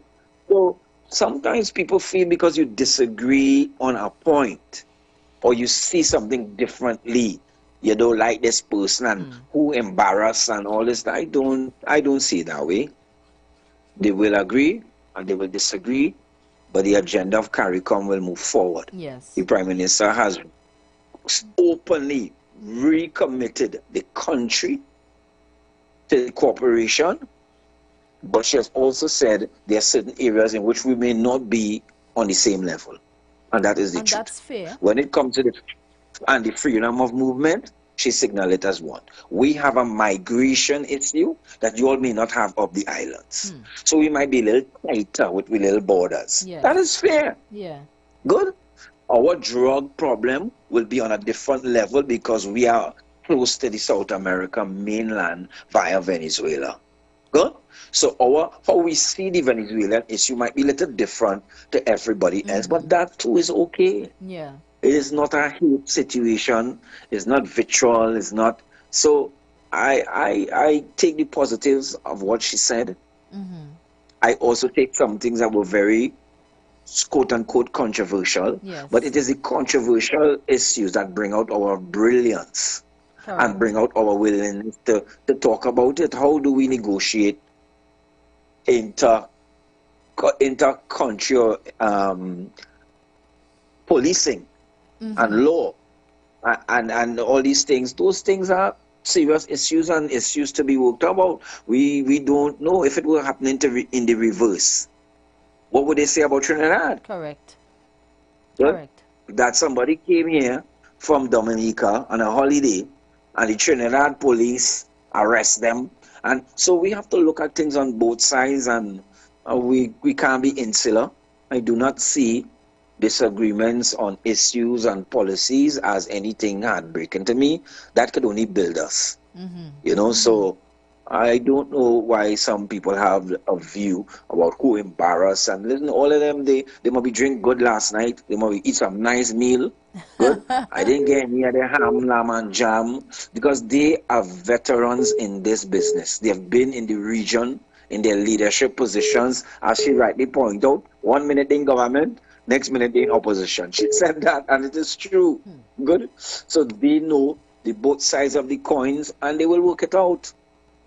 And even if something can't work out, that's how it is. You know that is a relationship, Moya. You know, man and woman don't always work out, but they don't leave.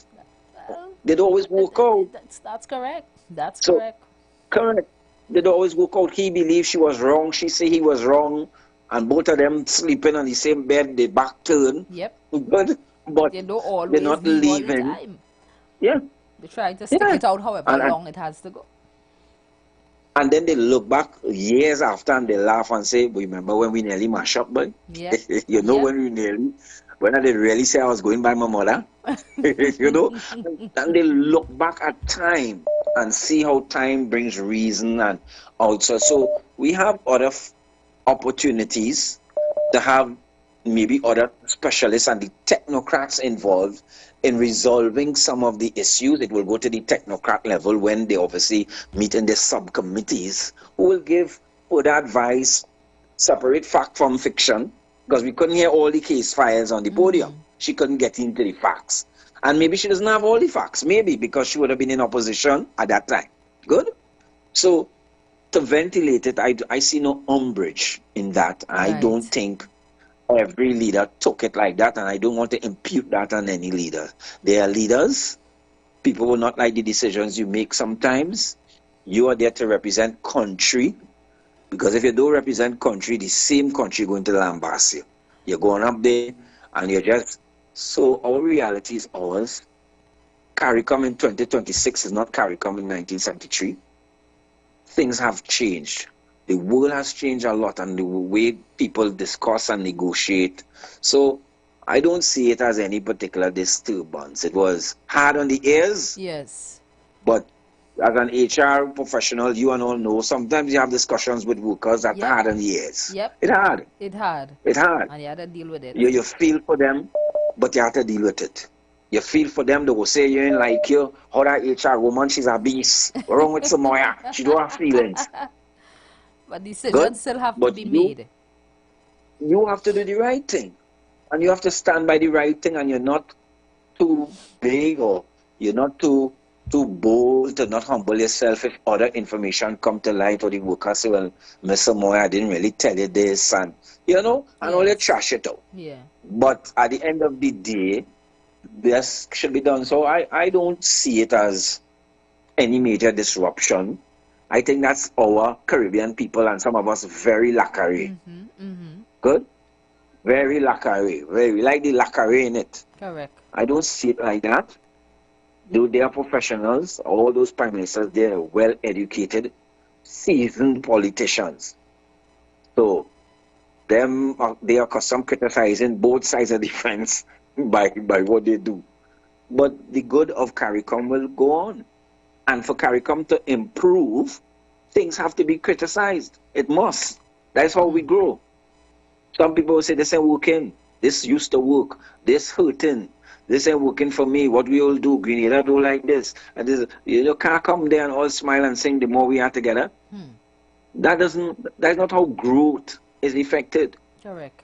Good? Correct. But everybody must interpret it in terms of respect and in keeping with good faith. I don't have any evidence that nobody pelt nobody or nobody hit nobody, no bottle, and there was no fight. I am certain the meal was good last night. I'm certain. I'm certain you have. Yes. What is going on in Trinidad? How was the carnival? I'm certain. If you know, we get tired with TV, you know. We get tired with TV. Even Parliament does that to us. We believe them hate them and the UNC hate the PNM and the PNM hate the UNC. And we are divided while they in the Hyatt, drinking on the break. Right. Drinking on the little coffee break and organizing when is the next line. When we doing this again. We must not be like that. Right. We must not let politics, whether regional or otherwise, divide us. Good? Because Marshall Montano is in every country, jumping up and down. Yep. Every country. Yep. And so our Trinidad artists, some of them, they travel and Ronaldo, they come there, the Grenadians. Stay on the line. Let me take this one here. Stay on the line. Good afternoon, caller. Yes. Mr. Ronaldo is here with us. Well, he's on the line. Yeah, that's that. And you know, he has my psychologist. He is around with me, and he could intend to be kind of like making a like excuse too, you know, but he had the right interpretation because their psychology, the partner is that we still have to depend on America, and I hear him talk up to yesterday, but I couldn't get on the phone. Okay. And we have to recognize that in the system, we have plenty of benefits coming from America. There's no doubt about it. But still again, I want to slip in the part with the brother from Barbados, they said Trinidad kidnapping. Yes. But then in the conversation of that conference, I find the person who talked supposed to now that is a person who following somebody who doing kidnapping, who do a kidnapping to it. That's my point of the thing here. My point is you're talking about a kidnap from Barbados. But you running down or you helping or you associating with whether we gaining or wherever it is because me see the gain it, but I don't know what will happen down the road because some getting problem all over internationally and so I waiting to still see what's going to happen. If we're going to so benefit from this thing because I know Venezuela vex. But then Trump kidnap. If Trump kidnap you running down a person who kidnap all how this thing in the Caribbean in most cases, even that CARICOM, in most cases plenty of them talk, they don't like him out. And I following up to the same conversation that plenty brothers on the block something out here I talking with, and when we conversation, I hearing the brothers and them seeing that same psychology. Now, what we have to recognize is that this place is divided in two strong points, capitalism and slavery. So those who going up there is like capitalists. We're going to talk about the opposition that all you talk about early on. But we are enslaved. And the way how we're retreating is not the way how plenty capitalists were treating because that's happening to us every day. Every day we're seeing that we have to revolt from the thing, from the kind of democracy.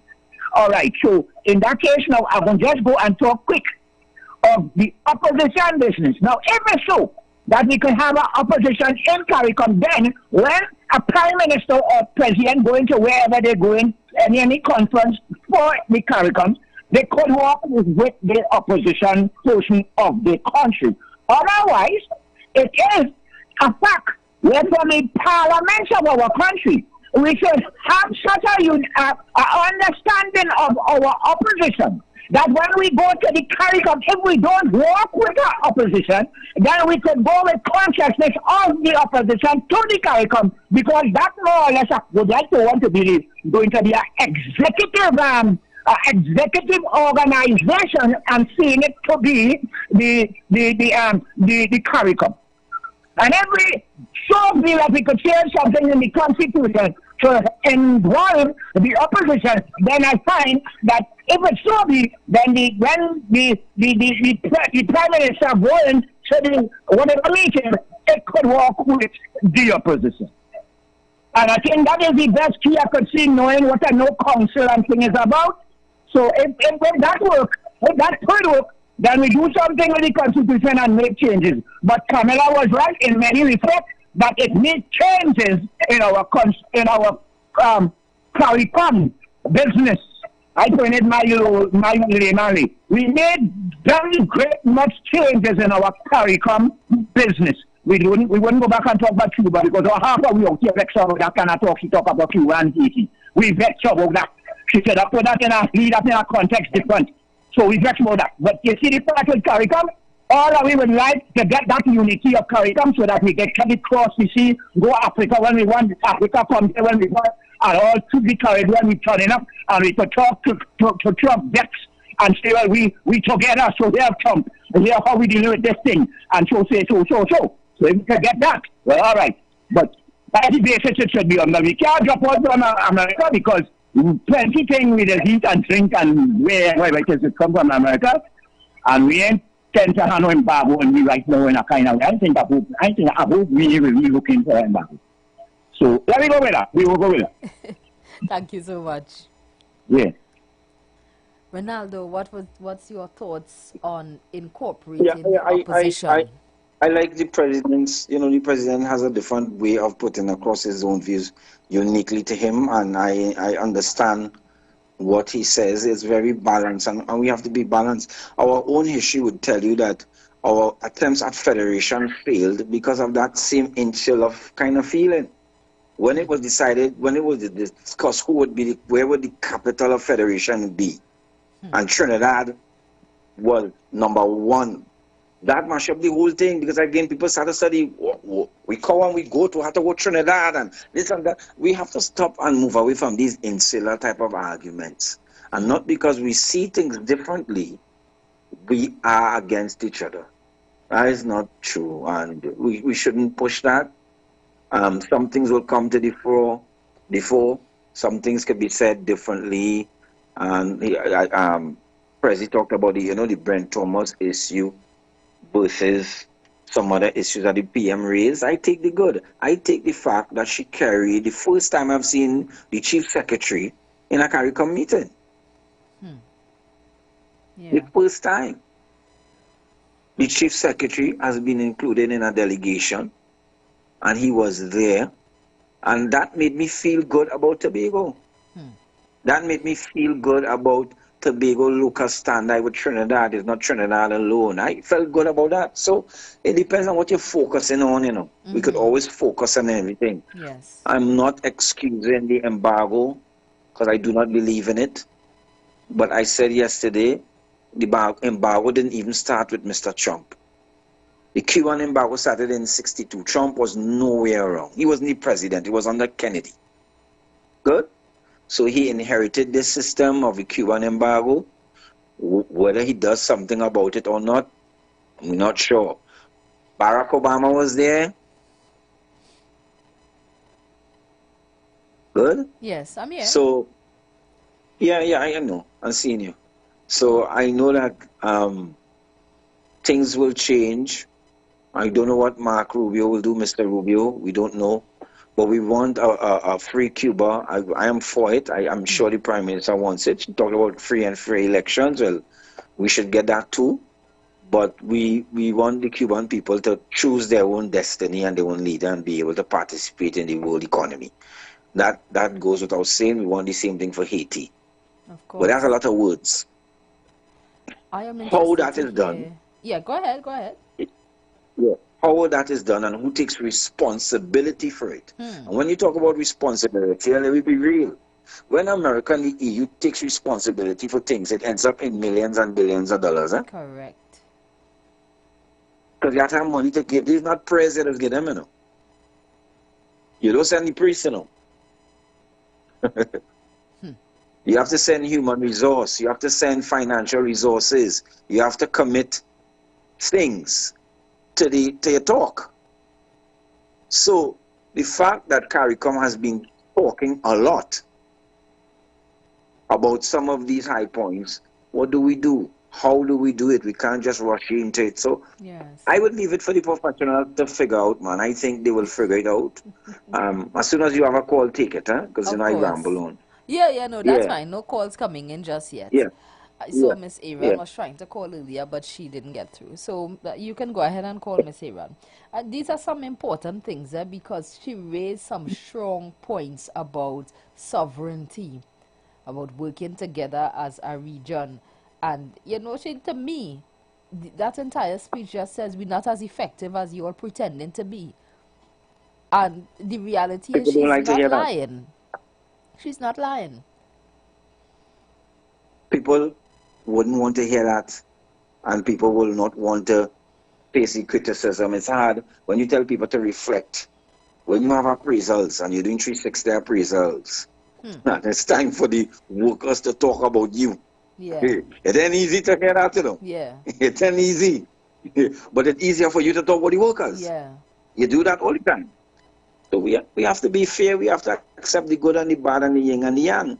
And I think they will work it out. I have faith in the people that I see there in the islands from what I've been reading and my limited knowledge of. I have faith that they will work it out. And I think they will work it out. I have faith in the people that I see there in the islands from what I've been reading and my limited knowledge of. of international politics, Caribbean politics, they will work it out. They have been, listen to me, the kind of decisions they have had to make in their own countries. They will, this is chicky pets. They're going to work this out, though. We shouldn't get carried away and alarmed if they agree. They don't have to go up there and say we love each other and you know, we are one and sing kumbaya. That's not how it works. Sometimes it's fierce debate, serious negotiations. Absolutely. Yes. Some people, you have to accept a win in something, you have to accept a loss in something else. That's the nature of the thing, but that is not indicative of hate and disrespect and the words we associate with some of these things. I do not see it like that. I do not.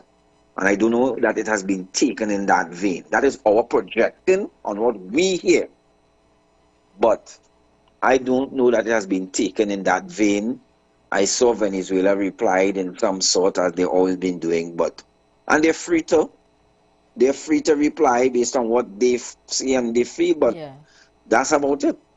That's about where it goes. But I think this is a good sign for growth. That's what I think. I think this is a good sign. Because I am looking at, since the election for St. Vincent and the change, the silent changes that's happening and the rumblings that's happening in the Caribbean politically, it's like we want more than what we've been given all of these years. And to me, a message is being sent that we need to take action and do better than what we've been doing all these years. So diplomacy, in my view, is not sitting well anymore. Rip off the Band-Aid. You know, so that's how I feel. That's what I see happening. And you talk about sovereignty and you cannot secure your own people. Yes. To what extent now that you are sovereign? And that is a real question. Sovereignty doesn't exist in a balloon. Look, Miss Aaron is calling. Good afternoon, welcome. Good afternoon, welcome. Good afternoon, Moya. Yes. Lovely seeing you and Mr. Ronaldo on the line. I was just listening. I have to agree with everything Mr. Ronaldo has said, and he put it. Number one, the show is very calm today, and not calm, graceful. I just find that when everybody spoke, I can't add anything better today because it's end now. Mr. Alden's put everything so nicely, and he said everything that I would have wanted to say and more. Right? And I will look forward to tomorrow's show. Yes. And we'll speak better. No, thanks very much. Thank you so much, Miss Cynthia. Thank you for calling. What a lovely show. Thank you. All right. Go ahead, Ronaldo. Yeah, so we have to keep calm and stop this rowdy. I don't like you, you don't like me. We vex you versus me, I versus you. We see everything like that. Yes. And that is destructive. We can't go forward with that. That is destructive. That will put us back. You know? We have to agree to disagree. A caller mentioned earlier, talking about welcoming the idea of the opposition voice. Do you think that will give way for some type of debate, structured debate? Because within our own political systems, we don't have that avenue for persons, the opposition and the ruling party, to have their discussions pre-elections in terms of a debate and discussing those topics. Do you think this is probably the dawn of a new era? What we're expecting from CARICOM, you're bringing in the opposition to present their views. We're not having the fish market behavior, but we're giving you an opportunity to actually voice your opinions in a healthy manner. How you feel about that? Well, two things. That is a very novel idea, and it will have two effects. One, the question will be asked, is CARICOM active, or does CARICOM have jurisprudence in local politics? Traditionally, that has not been the case, because CARICOM, the people at CARICOM are CARICOM heads of government. Right. Good? But if you redefine what government is, then you see an area for inclusion. Right. Because you don't want it that the opposition parties come there to oppose government policy. Because remember, the government is representing the nation, meaning the ruling party. They ruling the country for want of respect, you know? Yes. However, they give opportunity for balance and seeing it another way. So opposition parties may now be able to lobby CARICOM. Right. For adaptation and changes in policy and say, listen here now, the UNC plan to implement this, but we don't feel it's a good strategy. How do you think? Hear our side. And as you say, maybe engender a type of debate or dispute resolution at that level where political parties can understand too. It could work in the reverse. So a government might be implementing a policy based on a CARICOM decision. The opposition vex. However, if you were there when it was rolled out, and if you had an opportunity to hear it yourself, you will understand that, listen to me, it is not that the PNM wicked and bad. They were part of consultation.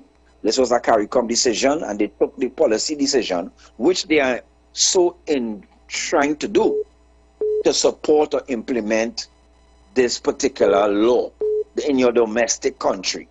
Good? So that the CARICOM works. So I'll give you an example. Freedom of movement will call for unitarization of immigration law across the Caribbean, our labor law, and certain things. You have to agree, but you'll have to go back to your country so it could work as a plus. Where you have government and opposition understanding what is the vision for the region or the leaders, it might be easier to implement it sometimes. So it is a novel area. You normally don't have opposition because of the name and title opposition. Nobody ain't going there to oppose. Good?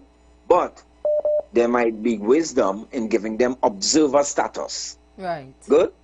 So they don't have to be able to vote and vote out the motion and their bacchanal. It's not that. Right. But you may extend observer status to opposition parties who want to come and listen, edify themselves, yes, understand where the region is going, understand why the government implementing this policy. She referred to the Zoso bill as implemented in Jamaica. Yes, correct. Good? Maybe everybody in our parliament on both sides need to hear, maybe they need to hear from Jamaica themselves. Good? And hear from Jamaica what worked. And then Jamaica will show, and three people, tripartite, will discuss the matter. Instead of me versus you and you versus me and whatever. Understanding very well that what applied in Jamaica may not work with in the exact form. Let me take this call. Good evening and welcome. Hi, good. From this evening, our review on fire. All right. Yeah, well, this is a big topic. Eh? Anyhow, this opposition and CARICOM. I do the of the conference, the heads of government. Right? From the beginning, put into the formation of CARICOM. It was leader Williams, Errol Barrow, Michael Mann, and Barbados, Jamaica. Well, before all leaders, right, of the bigger, well, Guyana. So we have to encourage them. People really want to meeting. Guyana also, unions will want, religious leaders will want, and then we have all very expended for all these large people, right? So we have to put all these things in position. I agree with the Prime Minister, fair and free in right? Because you cannot really want election in your land, and in some you have low one party, because that's really why the state, right? Venezuela was state, you know, always had opposition and government in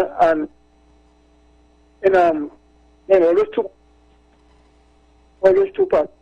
I think when the Democrats, which while Venezuelan Chavez stand, now we have Maria, either with the Venezuela politics, and all this kind of thing. In the end, about what I said, Prime Minister said, point four, she's responsible for people, and she has his best interest of all the members of, and it was a good carry as TH leader. There's one, he will get there, attending international, and that will do for him and whoever after. Okay. That is another thing. This organization of Grand States, there's a sub of CARICOM, right? And they will form CARICOM. And I their function.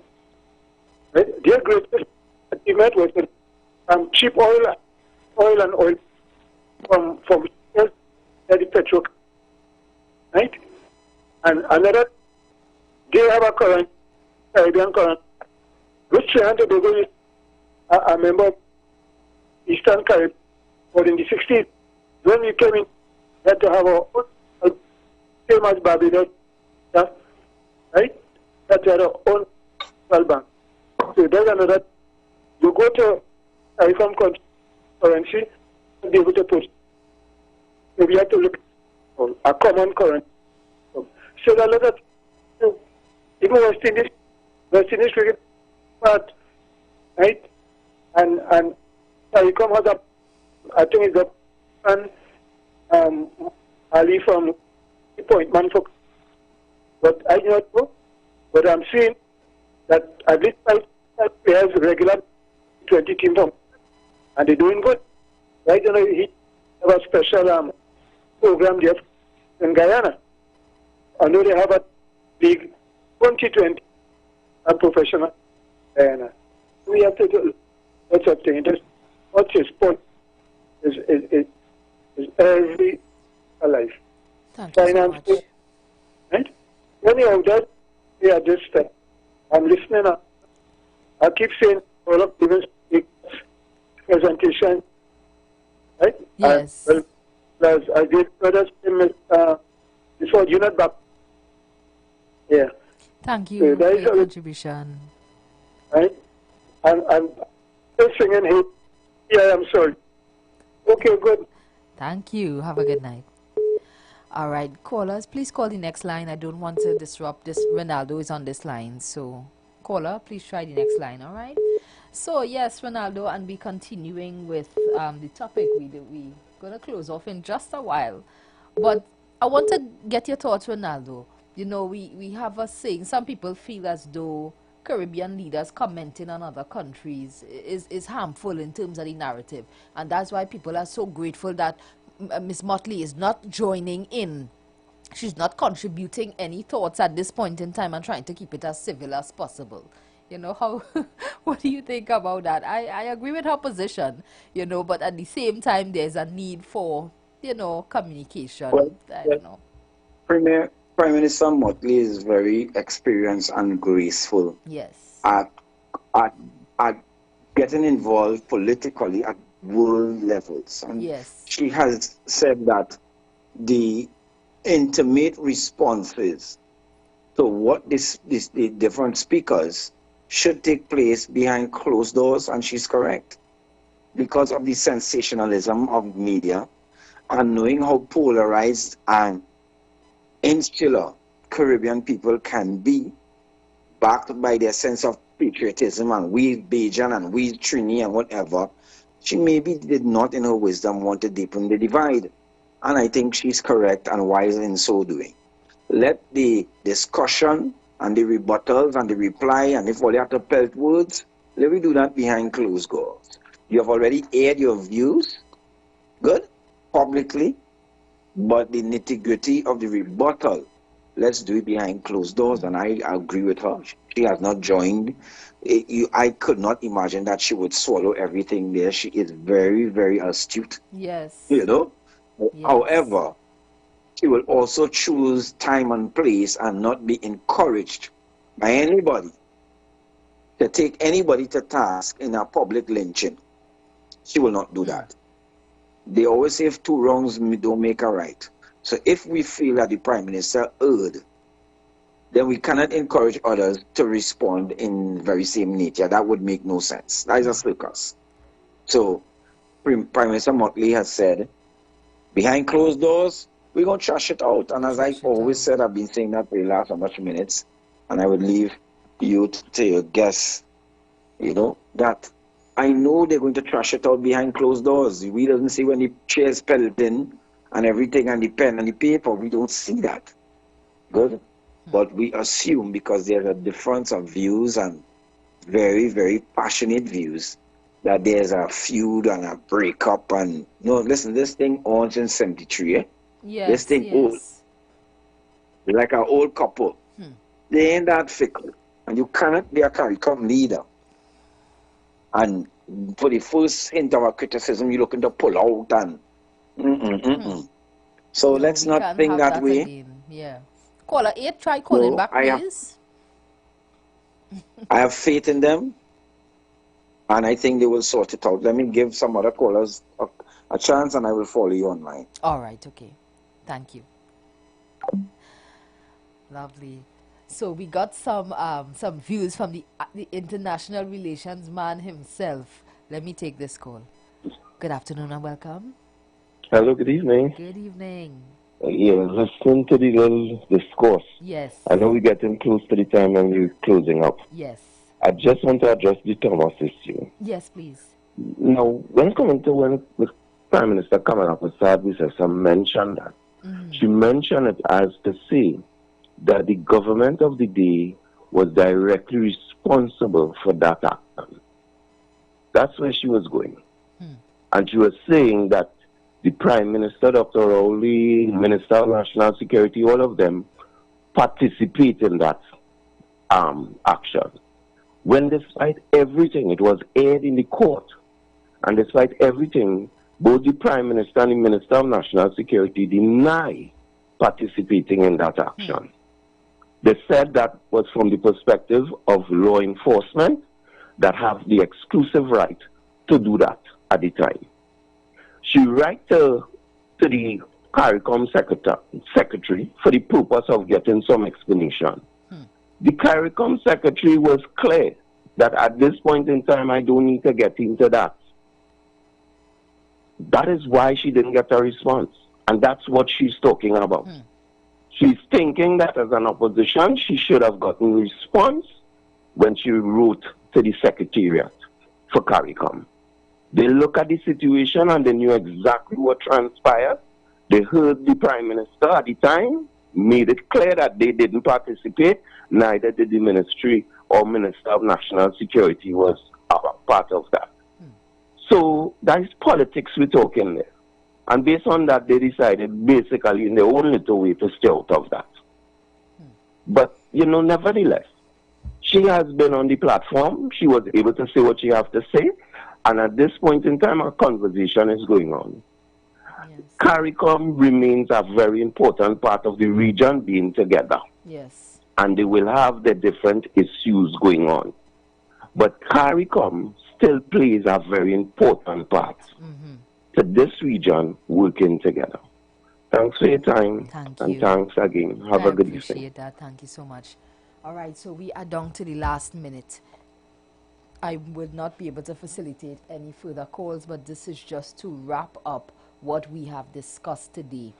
We have seen both sides of this argument, some feeling as though the forum was not appropriate, some feeling as though it is time for us to come out of the shadows of being politically correct. And so two things can exist at the same time, as Ronaldo would usually say. This is just to provoke thought, and not just provoke thought, but action us into doing better where our region is concerned. Perhaps it will call our leaders to a greater standard, come together and debate, present topics, present discussions for us to be all informed rather than our traditional rah-rah-rah. This is another example that this is just business. International relations, regional relations, it is simply business and not as personal as we are accustomed to having it be.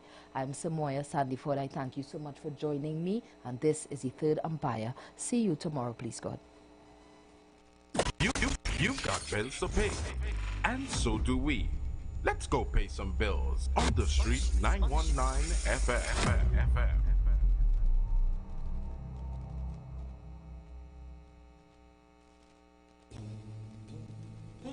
Tune in to the Street 919 FM for Gospel in the Bone Ministry every Sunday from 7:05 a.m. to 8:55 a.m. for the program God's Last Warning Message. Hosea chapter 4 says, "Hear the word of the Lord, ye children of Israel, for the Lord hath a controversy with the inhabitants of the land, because there is no truth, nor mercy, nor knowledge of God in the land. By swearing and lying and killing and stealing and committing adultery, they break out, and blood toucheth blood." Remember, every Sunday from 7:05 a.m. to 8:55 a.m. for the program God's Last Warning Message with Gospel in the Bones Ministry, right here on the